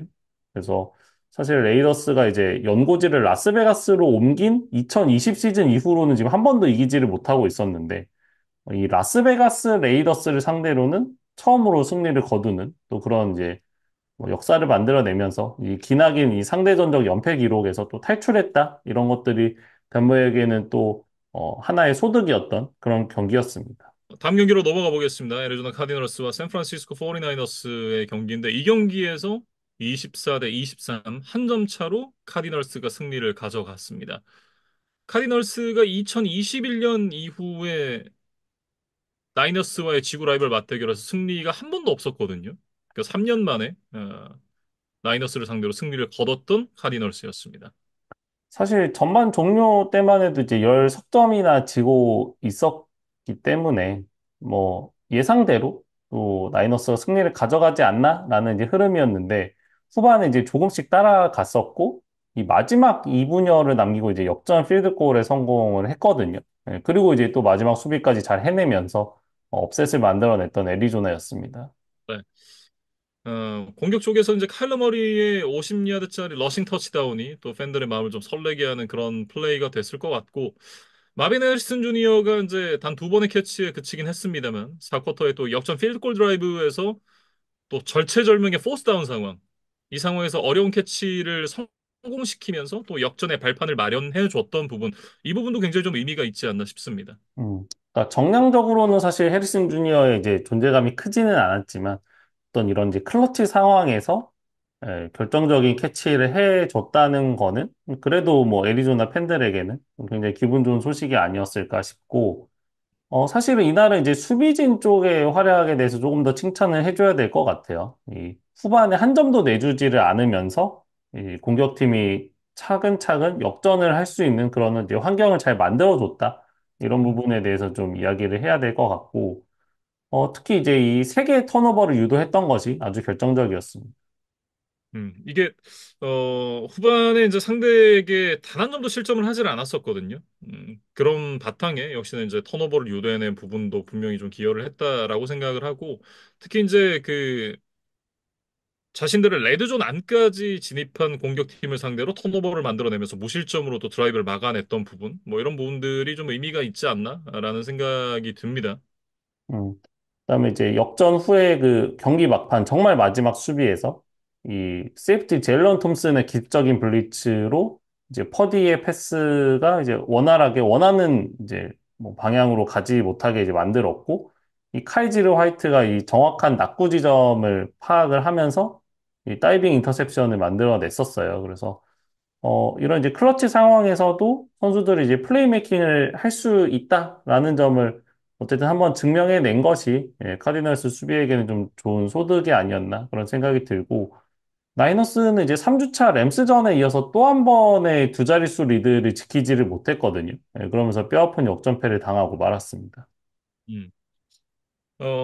나이너스가 이제 지난 2년 동안 지구 라이벌들 상대로 지금 12승 1패라는 정말 말도 안 되는 그런 성적을 거뒀거든요. 근데 그 1패마저도 그 시즌 마지막 주차에 체력 안배를 위해서 백업 쿼터백을 기용하면서 이제 내줬던 부분임을 생각을 하면 사실은 이제 전력으로 부딪혔을 때는 지구 라이벌들에게 패배를 하지 않았다라고 보는 게 맞는 거잖아요.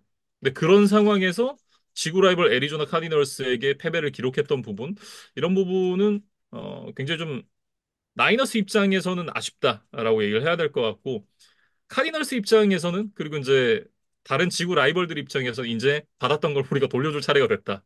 이렇게 좀 볼 수 있겠죠. 음.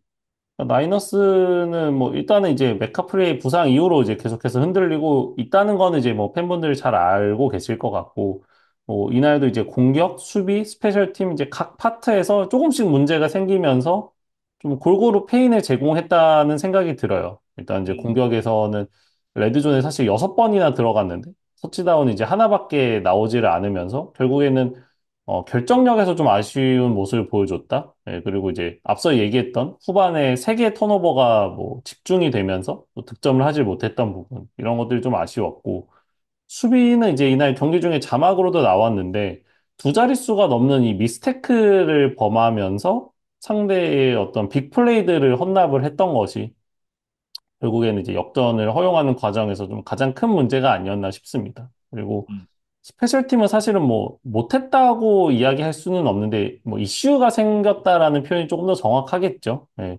키커가 이제 경기 도중에 부상을 당하면서 남은 이제 시간은 이제 펀터 위시나우스키가 이제 키커 역할까지 대신 했었어야 되는데 필드골 시도를 해야 되는 거리에서 뭐 어쩔 수 없이 고포릿을 하다가 그냥 공격권을 내주고 이런 장면들이 좀 있었어요. 그러니까 전반 마지막에 그 굉장히 짧았던 26야드 필드골은 이 위시나우스키가 직접 시도를 하면서 아주 잘 성공을 해줬지만 3쿼터 이제 40야드 이상의 필드골을 시도를 해야 되는 상황에서는 도저히 이 위시나우스키에게 좀 맡길 수가 없었죠. 네, 그러면서 이제 고포릿을 실패하는 그런 장면이 있었는데 뭐 부상 이슈라는 것이 참 뭐 예측하기 어려운 변수이지만 뭐 나이너스 입장에서는 좀 야속하게 작용을 했었던 네, 그런 장면이었던 것 같습니다. 그리고 이제 카디널스의 주전 쿼터백, 우리 제안카가 유튜브 짐종국 채널에 게스트로 나왔습니다. 그래서 어, 영상이 어제 릴리즈가 됐거든요. 그 부분도, 뭐, 많은 분들 사실 이제 아실 거라고 생각을 하는데, 혹시나 그 부분들을 체크를 못 하셨던 분들은 그 영상 찾아가서 한번 보시는 걸 또 추천을 드립니다. 그 제목이 운동 잘하는 미국 동생이라고 되어 있네요. 그래서 뭐 아마도 이제 풋볼을 잘 모르시는 분들께는 뭐 누구지? 뭐라는 생각이 좀 들기는 하겠지만 어쨌든 뭐 재미있는 에피소드가 올라온 것 같아요. 예, 그래서 한번 이 NFL에 관심 있으신 팬분들께서는 한번 가서 보시면 좋을 것 같습니다. 네. 다음 경기로 넘어가 보겠습니다. 그린베이 패커스와 LA 램스의 경기입니다. 24대 19로 그린베이 패커스가 승리를 가져갔는데, 지난주에 이제 미네소타와의 경기에서 패배를 한 이후에 연패 없이 곧바로 이제 승리를 차지를 했었던 그린베이 패커스였습니다. 이날은 이제 터커 크래프트가 좋은 활약을 보여줬었죠. 88야드에 두 개 터치다운 기록을 하면서 드래프트 동기이자 이제 자기보다 앞에서 또 2라운드에서 뽑혔었던 루크 머스그레이브를 제치고 이제 확실한 주전으로 좀 자리매김을 하는 모습이에요. 뭐 그린베이가 사실은 뭐 조던 러브의 부상 이슈 등등을 포함해서 뭐 여러 좀 생각보다는 부침이 많은 시즌을 보내고 있는데, 예, 이날 그래도 어려운 원정 경기에서 또 하나의 승리를 추가를 하면서 어쨌든 5할 승률을 다시 한번 넘기는 예, 그런 모습을 보여줬고, 수비에서는 이 제이비어 맥키니가 펌블 리커버리와 함께 또 이제 인터셉션까지 추가를 해냈거든요. 그래서 이번 시즌 그린베이 수비에 좀 뭐 빅 사이닝 중에 하나가 이 제이비어 맥키니였는데 어쨌든 투자의 이유를 잘 보여주는 그런 활약들을 해주고 있습니다. 올 시즌 그 세이프티 중에 네 번째로 몸값이 비싼 세이프티죠. 제비어 맥키니가. 네, 이 선수가 이적 이후에 5경기 연속 인터셉션을 만들어내면서 또 새로운 기록을 세웠습니다.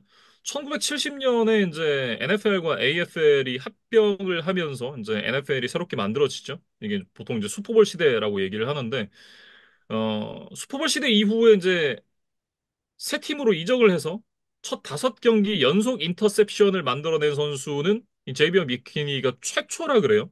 또 이 기록이 몇 경기까지 이어질지도 굉장히 좀 궁금해집니다. 음.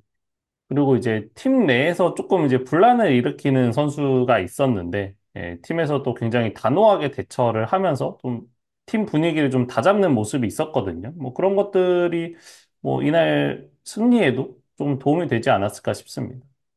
로미오 dob스가 이제 수요일에 훈련에 이제 풀 참가를 한 이후에 목요일, 금요일 훈련 그리고 이제 미팅에 불참을 했습니다. 그러면서 그린베이가 자체적으로 출장 정지를 한 경기를 때렸습니다. 그래서 이날 경기에 나서지 못했었는데 기사를 보니까 이 로미오 dob스가 팀의 패싱 게임에서 자신의 비중이 적다고 소위 말하는 이제 디바짓을 한 거죠. 어. 근데 이게 그 팩트를 놓고 보면 그렇게 적지 않습니다. 그러니까 팀에서 가장 많은 그 타겟이 됐던 선수들이 제이든 리드 그리고 이제 던테이비언 윅스인데 이 두 명의 선수가 22번의 타겟이 됐었고 로미오 dob스가 20번의 타겟으로 세 번째였거든요. 그러니까 본인이 넘버 원이 아니라는 거에 대한 이제 그런 지금 아쉬움을 표시를 한 거라고 좀 봐야겠죠. 어, 근데, 어, 일단 이제 그 라플러 감독이 감독이라는 직업이 지금 누구 한 명을 이렇게 밀어주는 자리가 아니라 팀 전체를 좀 성공으로 이끄는 직업이다. 그런 자리다라는 거를 이제 다시 한번 로미오 dob스에게 얘기를 했다고 하고 브라이언 굿컨스트 단장 역시도 dob스의 행동이 이제 팀에 부정적인 영향을 끼쳤고 우리는 이런 액션을 가져갈 수밖에 없었다. 실망했지만 어쨌든 로미오 dob스가 우리 팀의 중요한 멤버고 팀은 이제 또 앞으로 나아가야 된다라고 얘기를 하면서 조금 이제 어쨌든 한번 경고를 했고 출장 정지를 줬으니 요 부분은 이제 우리가 묻고 가겠다. 뭐 본인이 이제 앞으로 좀 달라진 모습을 보여주지 않겠느냐? 뭐 약간 요런 뉘앙스로 얘기를 했었는데 이런 부분들이 또 팀 내에 어떤 영향을 끼칠지가 좀 궁금합니다. 어쨌든 이렇게 팀 내에서 좀 분란을 일으키는 선수가 있으면 팀 케미스트리라는 게 아무래도 조금 깨지기 마련이잖아요. 그러니까 이런 선수가 뭐 출장 정지를 받긴 했습니다만 또 돌아왔을 때 어쨌든 팀 동료들이 이 선수를 보는 시선이라던가 그런 부분들이 좀 많이 달라질 거잖아요. 그런 부분들이 팀 내 이제 케미스트리에 어떤 영향을 끼칠지도 좀 궁금해지네요. 음. 근데 어쨌든 그린베이라는 팀이 나름 현명하게 좀 대처를 한 것이 아닌가 싶고 이제는 봅스가 좀 뭐 선수단한테 좀 사과를 하고 뭐 훈련이라던가 경기에서 좀 최선을 다해서 사실 이 리시버라는 뭐 포지션이 물론 이제 패스 캐치를 하고 야드를 전진하고 뭐 터치다운을 따내고 뭐 이런 이제 화려한 스포트라이트를 받는 게 주 임무이기는 하지만 사실 게임 전체적으로 보면 뭐 블로킹을 해주고 뭐 이런 어떤 이제 약간의 조연 역할도 분명히 해줘야 되는 부분들이 있거든요. 그리고 뭐 다른 선수의 오픈을 위해서 조금 희생을 하고 뭐 이런 것들을 서로 서로 해주면서 또 서로가 빛나는 이제 그런 포지션이라고 생각을 하는데 톱스가 그런 이제 기본으로 좀 돌아가서 그런 뭐 좀 기본적인 역할부터 잘 해내면서 다시 한번 또 팀에서 많은 기회를 받는 그런 과정이 좀 필요할 것으로 보입니다. 램스 같은 경우에는 이제 뭐 올 시즌 내내 이제 부상자가 너무 많아서 쉽지 않다라고 말씀을 드리고 있는데 이날도 이제 좀 쉽지 않았습니다. 경기가 이제 3쿼터에 갈렸는데 램스가 이제 펌블, 인터셉션으로 이제 공격권을 넘겨줬던 부분이 모두 터치다운으로 연결이 되면서 역전을 허용을 하고 말았었거든요. 어, 특히 이제 스태포드 입장에서는 뭐 참 쉽지 않은 경기였는데 유일한 미들맨이 이제 투투 에델과의 호흡이 이날 썩 좋지는 않았습니다. 물론 이제 수치만 놓고 보면 이제 6개 캐치를 또 만들어내긴 했습니다만 이날 나왔었던 인터셉션이 에델에게 가는 패스였고 그리고 이제 빅플레이가 만들어질 수 있었던 상황에서 에델이 드랍을 하는 그런 장면도 있었고 네, 그런 장면들을 통해서 스태포드가 쿠퍼컵이 나와줬더라면 아니면 낙후아라도 있었다면 이런 이제 생각이 좀 나지 않았을까라는 생각을 전 개인적으로 좀 했었고 일단 이제 다음 주가 바이위크입니다. 부상자가 많은 상황에서 역시나 이제 시즌 초반에 바이위크를 가지는 게 좀 나쁘지 않아 보인다라는 생각이 드는데 컵이 지금 7주차에 복귀를 타진을 하고 있다 그래요. 뭐 상태를 좀 더 지켜봐야 되겠습니다만 일단 돌아올 수 있다라고 하면 매튜 스태포드에게는 좀 큰 힘이 되지 않을까 싶습니다. 사실 투트레델이 이제 나쿠아와 컵이 없었던 상황에서 그래도 예상보다는 좀 분전을 해주기는 했었어요. 근데 이제 결국에는 그 시기가 좀 길어지다 보니까 이제 본인도 좀 힘에 부쳤던 것이 아닌가 이런 생각이 들고 어쨌든 바이크를 잘 보내면서 좀 재조정, 그다음에 변화, 뭐 충전 이런 것들을 통해서 더 강해진 팀으로 돌아오기를 한번 바라보겠습니다. 다음은 뉴욕 자이언츠와 시애틀 시옥스의 경기입니다. 29대 20으로 뉴욕 자이언츠가 승리를 가져갔는데 자이언츠가 사실은 이제 차포를 떼고 경기를 나설 것이 예상이 됐었기 때문에 시애틀이 손쉽게 좀 승리를 가져가지 않겠느냐라는 예상들이 많았었거든요. 그런데 자이언츠가 승리를 가져갔습니다. 음. 그러니까 지금 뭐 넘버원 리시버이자 공격 옵션인 이제 말링 네이버스, 그다음에 이제 주전 러닝백 데빈 싱글터리까지 모두 이날 나서지를 못했어요. 이 네이버스 같은 경우 이제 컨커션 프로토콜 이제 통과를 못했는데 거기다가 이제 뭐 상대가 좋은 모습을 보여주고 있는 시애틀 그리고 이제 원정 경기 여러 뭐 상황들이 겹치다 보니까 뭐 이기는 것은 거의 불가능하고 얼마나 좀 큰 점수 차로 질까라는 생각을 하면서 사실 저는 경기를 봤는데 오히려 자이언츠가 업셋을 만들어내면서 굉장히 또 인상적인 게임을 펼쳤습니다. 첫 번째 공격부터 이제 상대 진영 1야드 지점까지 전진을 한 이후에 오히려 102야드짜리 펌블 리턴 터치다운을 얻어맞으면서 이제 게임을 시작을 했었던 자이언츠였기 때문에 사실은 이제 초반 분위기도 그랬고 조금 무너질 만한 그런 상황들이 있었다라고 생각을 했었는데 오히려 이제 공격, 그 수비 스페셜 팀까지 모두 좀 각성을 하는 그런 효과가 됐었던 것 같아요. 그러면서 음, 시애틀 시옥스를 상대로 또 승리를 가져갈 수 있었고 특히 이날 이제 그 공격에서 데빈 싱글터리를 대신해서 올해 5라운드에 뽑았던 신인 타이런 트레이시 주니어라는 선수가 18번의 러싱 시도에 129야드를 기록하는 깜짝 활약을 펼쳤습니다. 그러니까 사실 뭐 저희가 뭐 베팅을 하거나 그런 거를 하지는 않지만 만약에 이제 그런 것들을 해야 한다면 아, 이 NFL은 참 어려운 종목이겠다. 잘 맞추기가. 예. 그러니까 굉장히 일방적인 흐름이 예상되고 당연히 이 팀이 이기지 않을까라고 시작을 했던 경기에서 오히려 이제 반대의 결과가 나오는 게임들이 종종 나오는 것 같아요. 사실 이번 주만 해도 굉장히 많았죠. 뭐 앞서 네. 애리조나 경기라던가 뭐 이런 업셋이 참 많은 종목이기에 또 이제 오랜 기간 팬들의 사랑을 받고 있지 않나? 예, 이런 생각이 들고 이제 앞서 이야기해 주셨던 이 타이론 트레이시 주니어가 만약 이날만큼만 매번 해줄 수 있다면 사실 세이컨 바클리의 공백이 아쉽지가 않겠죠. 예, 근데 뭐 싱글털도 그렇고 이 트레이시 주니어도 그렇고 매번 이렇게 좋은 모습을 보여주는 것은 어려우니까 예, 우리가 계속 셀컨 바클리에 대한 좀 아쉬움을 이야기를 하는 것 같습니다. 그리고 리시버 데리우스 슬레이튼 같은 경우에도 이날 네이버스의 역할을 좀 대신을 해줬던 것 같아요. 122야드의 한 개 터치다운으로 또 넘버원 리시버 역할을 잘 해줬습니다. 네. 자이언츠의 강점인 이제 프런트 세븐 역시도 이날 7개의 색을 기록을 하면서 지노 스미스를 압박하는 데 성공을 했었는데 자이언츠가 지금 5주차까지 팀 색이 22개입니다. 그러면서 이제 팀색 선두를 달리고 있는 자이언츠인데 이게 그 올 시즌에 이제 합류한 브라이언 번스 그리고 이제 기존에 있던 선수들이 시너지 효과를 내면서 시즌 전에 우리가 예상을 했었던 이제 강력한 패스 러시가 그 기대 이상으로 더 좋은 모습을 보여주고 있는 것 같습니다. 음. 이게 수비팀 입장에서 가장 많은 색을 기록한 거는 이제 자이언츠의 22개인데, 그 셔너슨이 아마 27개인가를 허용을 하고 있는 걸로 제가 알고 있거든요.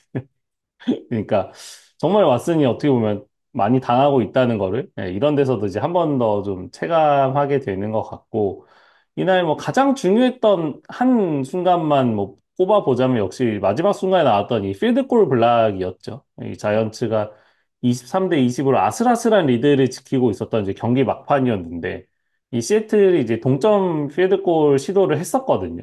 근데 이거를 이 애리조나 출신의 아이지아 시몬스가 아주 멋지게 블락을 해냈고 이제 다른 동료가 그 공을 잡아서 오히려 상대 엔드존까지 돌진을 하면서 이제 쐐기 득점을 냈던 것이 자이언츠의 승리를 확정짓는 그런 순간이 되고 말았습니다. 네.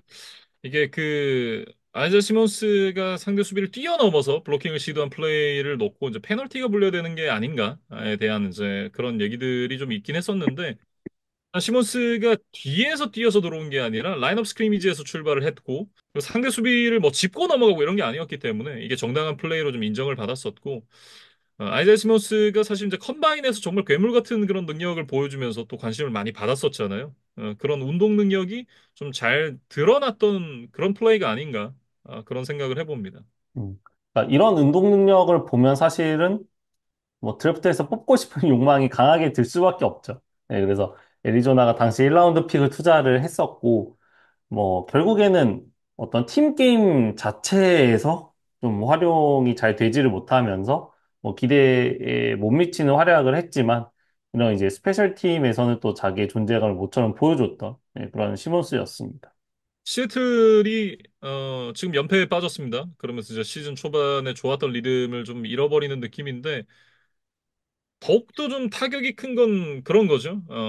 자이언츠가 사실은 시애틀 시옥스를 상대로 저희도 이제 이길 거라고 예상을 하지 않았던 만큼, 어, 누가 봐도 이제 한 수 아래의 전력으로 좀 평가를 받고 있었던 상황이었고, 거기다가 지금 말링 네이버스까지 나오지 못한 상태였기 때문에, 어, 시애틀 시옥스 입장에서도 우리가 자이언츠를 상대로 패배를 할 것이다라고 생각을 안 했을 것 같아요. 그런 상황에서 당했던 1패는 사실 더 뼈아프거든요. 이날 좀 이해가 되지 않는 것이 자이언츠의 강점이 저희가 이제 패스러시라고 말씀을 드렸는데 시애틀은 너무나도 이제 패스 공격에 좀 집착을 하면서, 러싱 공격을 좀 등한시하는 그런 모습을 보여줬거든요. 그러면서 좀 공격의 전체적인 밸런스가 깨졌는데, 케니스 워커라던가 자크 사보넷, 그러니까 이제 좋은 러닝백 듀오를 보유한 시애틀인데, 이날 러싱 공격을 7번밖에 활용을 하지를 않았어요. 이 두 선수를. 예, 그러면서 지노 스미스가 이제 40번 이상 패스를 했던 것으로 기억이 되는데 결국에는 뭐 잘 풀리지를 않았죠. 예, 그리고 보통 이렇게 이제 극단적으로 패스를 많이 시도하고 러싱을 적게 시도하는 경우는 이 팀이 경기 뭐 초반부에 좀 많은 리드를 당해서 좀 짧은 시간에 많은 야드를 전진하면서 추격을 하기 위해서 이제 뭐 이런 극단적인 시도들을 하는 케이스들이 좀 많은데 이것도 좀 매칭이 잘 안 되는 이유는 이 3쿼터까지 원 포지션 이내에 굉장히 접전으로 흘러갔었던 경기 양상이었거든요. 그런 것들을 감안하면 시애틀에게도 충분히 뭐 인내심을 가지고 천천히 템포를 가져갔어도 되는 순간들이 많았음에도 불구하고 러싱 공격을 이렇게 극단적으로 배제했다는 거는 결국에는 코칭 스태프의 책임을 좀 뭐 피하기가 어렵지 않나? 라는 생각이 좀 들었습니다. 네. 그러니까 사실은 그 시애틀 시옥스가 물론 이제 그 감독이 바뀌긴 했습니다만 피트 캐롤 감독 시절부터 계속해서 러싱을 기반으로 패싱을 풀어나갔던 팀이었고 거기에 이제 맞는 어떤 그 최적화가 돼 있는 팀인 거잖아요. 물론 감독이 바뀌면서 뭐 스킴도 어느 정도 바뀌고 이런 부분들이 있겠습니다만 어 조금 더 러싱에 대한 비중을 높이는 게 필요해 보인다라는 생각이 들긴 하거든요. 네, 그런 부분들이 좀 어떻게 이어질지도 한번 봐야겠고 그리고 이제 그 감독 이슈. 네, 감독이 이제 초짜 감독이다 보니까 선수단이 좀 잘하고 있을 때는 사실은 뭐 그냥 놔둬도 잘 하잖아요. 근데 팀이 분위기가 꺾이고 약간 좀 다운이 됐을 때 이런 부분들을 어떻게 좀 반전을 시킬 것인가, 선수들에게 어떻게 동기부여를 시킬 것인가, 그런 그 팀을 수습하는 능력도 굉장히 좀 중요하잖아요.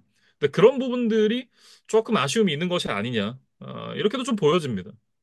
그러니까 베테랑 레너드 윌리엄스가 이런 이야기를 했어요. 그러니까 우리 팀 선수들이 게임이 잘 풀리지 않으면 좀 고개를 숙이고 좀 스스로에 대한 믿음이나 자신감이 없어 보이는 그런 표정들이 경기장 위에서 많이 보이는 것 같다. 예, 그런 점들이 좀 아쉽다라는 이야기를 했습니다. 그래서 뭐 이날도 그렇게 앞서 얘기했던 대로 뭐 큰 점수 차로 리드를 허용하거나 이런 장면도 없었음에도 뭐 정말 윌리엄스의 말대로 이런 선수들이 좀 많았다면 이거는 좀 뭐 감독이나 코칭 스태프들이 나서서 선수들을 좀 독려하고 그런 과정들이 좀 필요하지 않았나. 근데 이제 그런 것들이 잘 결과적으로 되지는 않았던 것 같아요. 그래서 이 맥도날드 감독도 뭐 수비 전술에서는 이제 굉장히 일가견이 있고 뭐 천재성을 이제 보이고 있다라는 뭐 칭찬을 여러 차례 했지만 어쨌든 감독이란 자리는 그런 수비 전술만 잘 짜서 뭐 성공적으로 할 수 있는 자리는 아니거든요. 아마 본인도 좀 느끼는 바가 있지 않았을까 싶습니다. 네.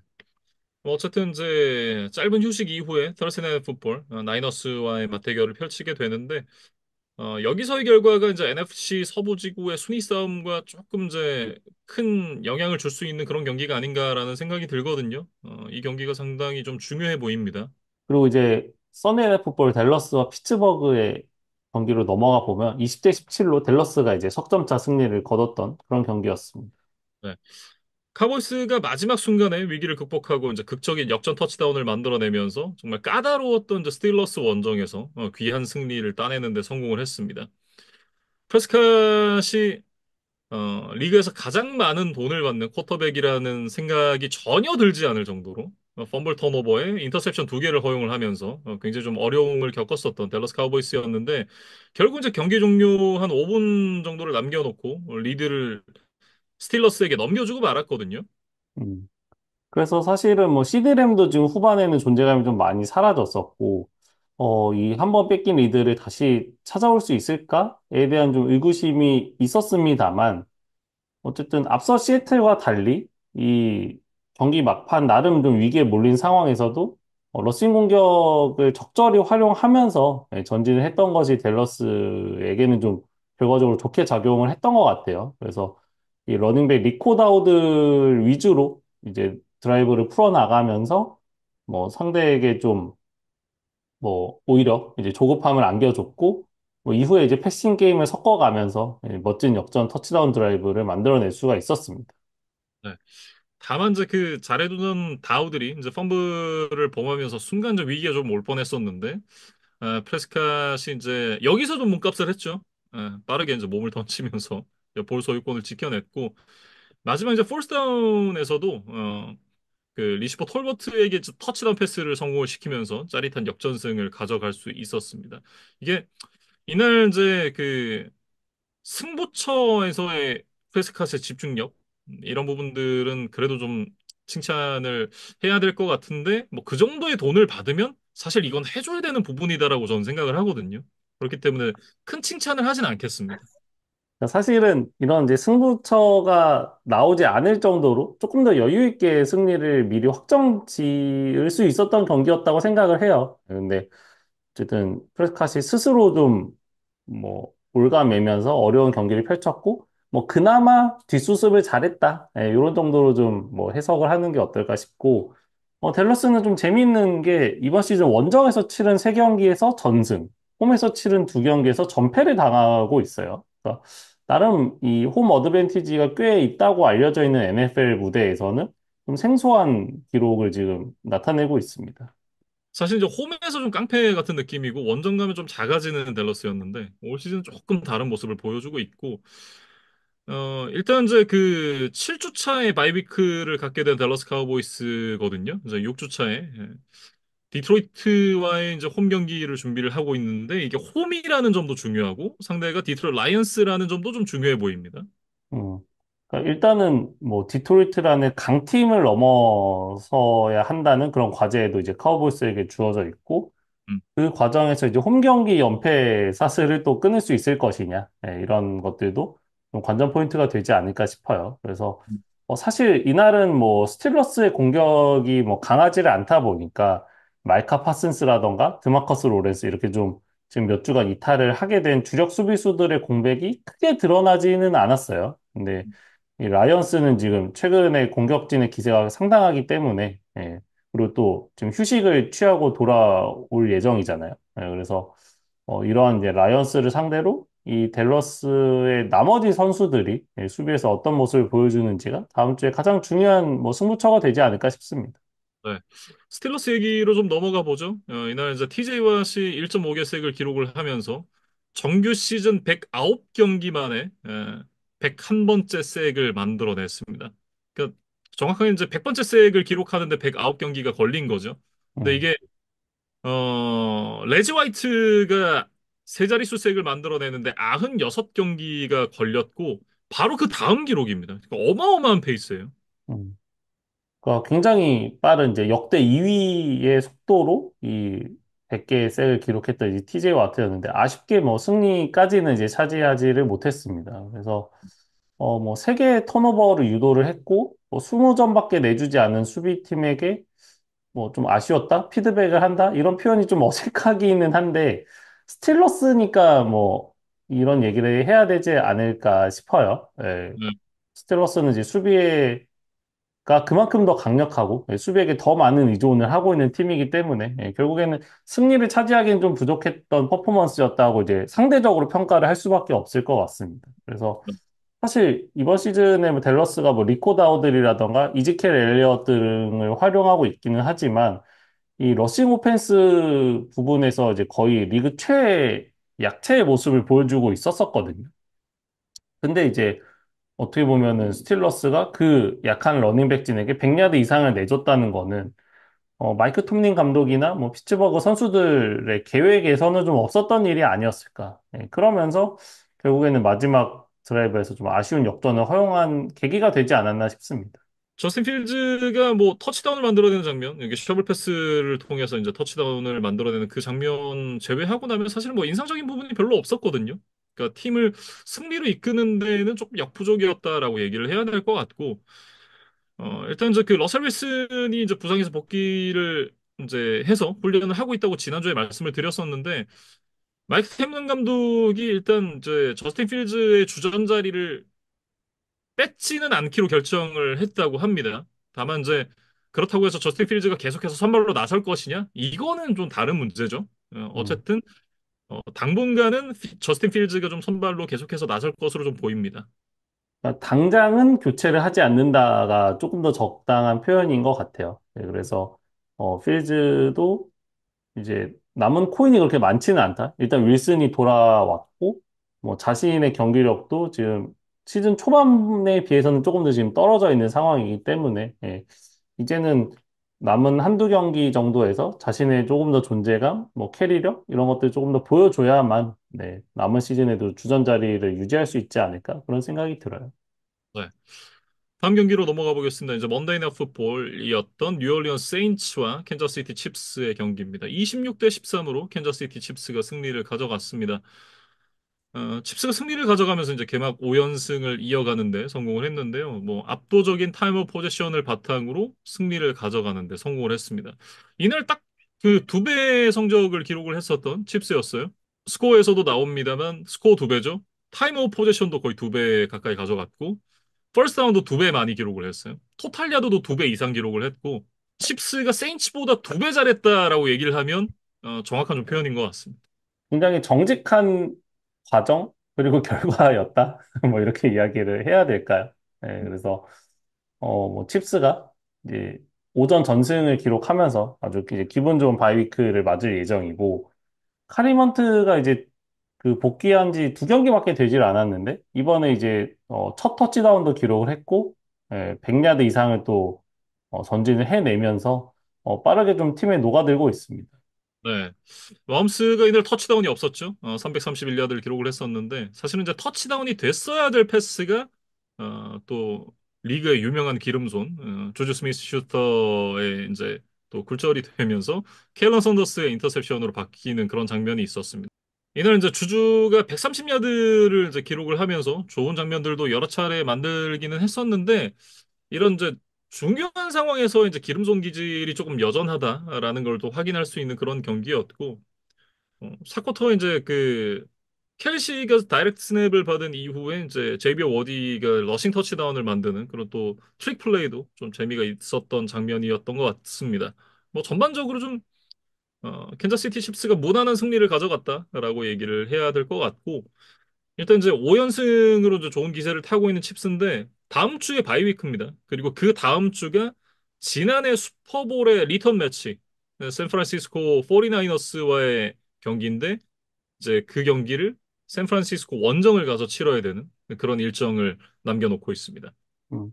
그러니까 칩스가 뭐 마홈스라는 리그 최고의 쿼터백을 가지고 있지만 이런 또 재미있는 트릭 플레이들까지도 시도를 하면서 상대에게 좀 심어두기를 해야 된다고 할까요? 네, 그러니까 상대가 칩스를 상대로 항상 방심할 수 없게 그렇게 만드는 아주 창의적인 이제 좋은 플레이들이 있었고, 양 팀 모두 좀 부상자가 많다 보니까 뭐 칩스와 나이너스의 경기가 뭐 작년 슈퍼볼만큼 치열할지에 대해서는 좀 잘 모르겠습니다. 예. 뭐 약간 이제 그런 뭐 양팀이 전력으로 붙지 못한다는 점이 좀 아쉽기는 한데, 그래도 어쨌든 지난 슈퍼볼이 워낙 명경기였기 때문에 또 이 경기에 대해서 많은 팬분들이 또 관심을 가지고 계실 것 같아요. 네. 세인츠 같은 경우에는 2연승으로 시즌을 출발하면서 예상 외에 좋은 출발인데? 라고 생각을 했었는데 그 이후에 지금 3연패입니다. 안 그래도 좀 부상자가 좀 쏟아지고 있는 세인츠인데 데리카가 이날 또 옆구리 부상으로 이탈을 했죠. 이날 한 7분여를 남겨놓고 제이크 헤이너가 들어왔었는데 경기의 결과를 바꾸기에는 역부족이었던 것 같고 데리카가 IR에는 안 올라가는데 지금 그 옆구리 부상이 생각보다는 컨디션이 좋지를 않나 봐요. 그러면서 이제 최소한 두 경기 정도는 결장을 할 것 같다라는 얘기가 나오고 있는데 뭐 데리카가 있을 때도 지금 연패에 빠져 있고 좋은 퍼포먼스가 나오지 않았던 부분을 생각해 보면 세인츠의 상황이 점점 더 좀 어려워질 것 같다. 이렇게 좀 얘기를 할 수 있을 것 같습니다. 그러니까 현지에서는 이제 멀티플 윅스라는 표현을 쓰더라고요. 그래서 당분간 이 데리카 없이 좀 험난한 일정을 이제 소화를 해야 될 것 같은데, 그래서 이제 스펜서 레틀러라는 선수가 대체 선발로 나서지 않을까라는 이제 추측이 되고 있어요. 뭐 데니스 앨런 감독의 인터뷰를 미뤄봤을 때. 근데 이제 레틀러가 뭐 NFL 프로 무대에서 이렇게 자신을 증명한 적이 없는 선수이기 때문에 큰 기대를 하는 거는 좀 무리다라는 현실적인 좀 생각이 먼저 드는 것 같습니다. 앨런 감독이 이제 스펜서 레틀러를 선발로 내세울 것이고 데리카가 돌아오면 다시 카가 선발이다 이런 얘기를 했었는데 사실 뭐 이런 얘기는 의미가 없죠. 데리카가 돌아오기 전에 스펜서 레틀러가 갑자기 뭐 존나 잘해. 그러면 어떻게 안 쓰겠어요. 이거는 이제 뭐 좀 원론적인 얘기고 레틀러가 어떤 모습을 보여주느냐에 따라서 본인의 이제 향후의 커리어가 조금 이제 방향이 달라질 수 있다라는 생각이 들긴 하는데 어쨌든 이제 스페서 레틀러의 선발 데뷔전입니다. 선발 데뷔전에서 레틀러가 어떤 모습을 보여줄지 이 선수가 사실은 2라운드감이다라고 이제 평가를 받았던 선수였는데 픽이 계속해서 내려가서 이제 5라운드의 지명을 받았었거든요. 그랬던 만큼 이 선수가 원래 당초에 그 드래프트 전에 평가받던 그 본인의 포텐셜을 어, 승패와 관계없이 플레이로 조금 보여줄 수 있느냐 이런 부분이 좀 중요한 것 같고 만약 그렇지 못한다면 이제 팀들이 거르고 걸러서 5라운드까지 내려간 그런 이제 이유가 있지 않나 이런 좀 얘기가 나오지 않을까 싶은데 어쨌든 어떤 내용을 보여줄지 굉장히 좀 궁금해집니다. 음. 뭐 레틀러 입장에서는 이제 좀 당혹스럽기는 하겠지만, 네, 어쨌든 기회가 왔다고 이제 긍정적으로 생각을 하는 게 좋을 것 같아요. 뭐 사실 사람이 이제 사회생활을 하다 보면 뭔가 모두가 이제 준비된 상황에서 안정적으로 연착륙을 할 수는 없고 음. 정말 예상 밖의 기회를 잘 잡으면서 또 성공 가도를 달리기도 하잖아요. 이거는 이제 운동선수뿐만 아니라 이제 모든 사람들이 그런 케이스들이 꽤 많다고 생각하는데 레틀러도 어쨌든 기회가 왔으니까 그걸 좀 잘 잡아봐야겠습니다. 네. 이렇게 이제 5주차에 펼쳐졌던 경기들 정리를 해봤습니다. 이번 주부터 말씀드렸던 대로 이제 바이위크가 시작이 됐기 때문에 어, 조금 이제 경기 숫자가 줄긴 했습니다. 저희도 이제 리뷰를 준비하면서 조금 덜 빡빡하다라는 느낌이 들긴 했는데 사실 이제 제가 향후 2주 동안 그 KBO 교육리그 중계 때문에 이제 지방 출장을 좀 가야 되는 그런 이제 상황이어서 리뷰를 이제 할 수 있을지 이 여부에 대해서 조금 이제 그 미리 좀 양해 말씀을 드리고 일단 최대한 좀 준비를 해서 할 수 있도록 해볼 텐데 여의치 않을 수도 있다는 점 미리 이제 양해 말씀을 드립니다. 뭐 저희도 한번 이야기를 해보고 가능한 여건 하에서 뭐 전 경기를 다 하지 못하더라도 뭐 예를 들면 주요 경기라던가 주요 뉴스들에 대해서라도 좀 다룰 수 있는 시간을 최대한 한번 만들어 볼 수 있도록 노력을 해보겠습니다. 네, 이렇게 5주차 리뷰 마무리를 지어 보겠습니다.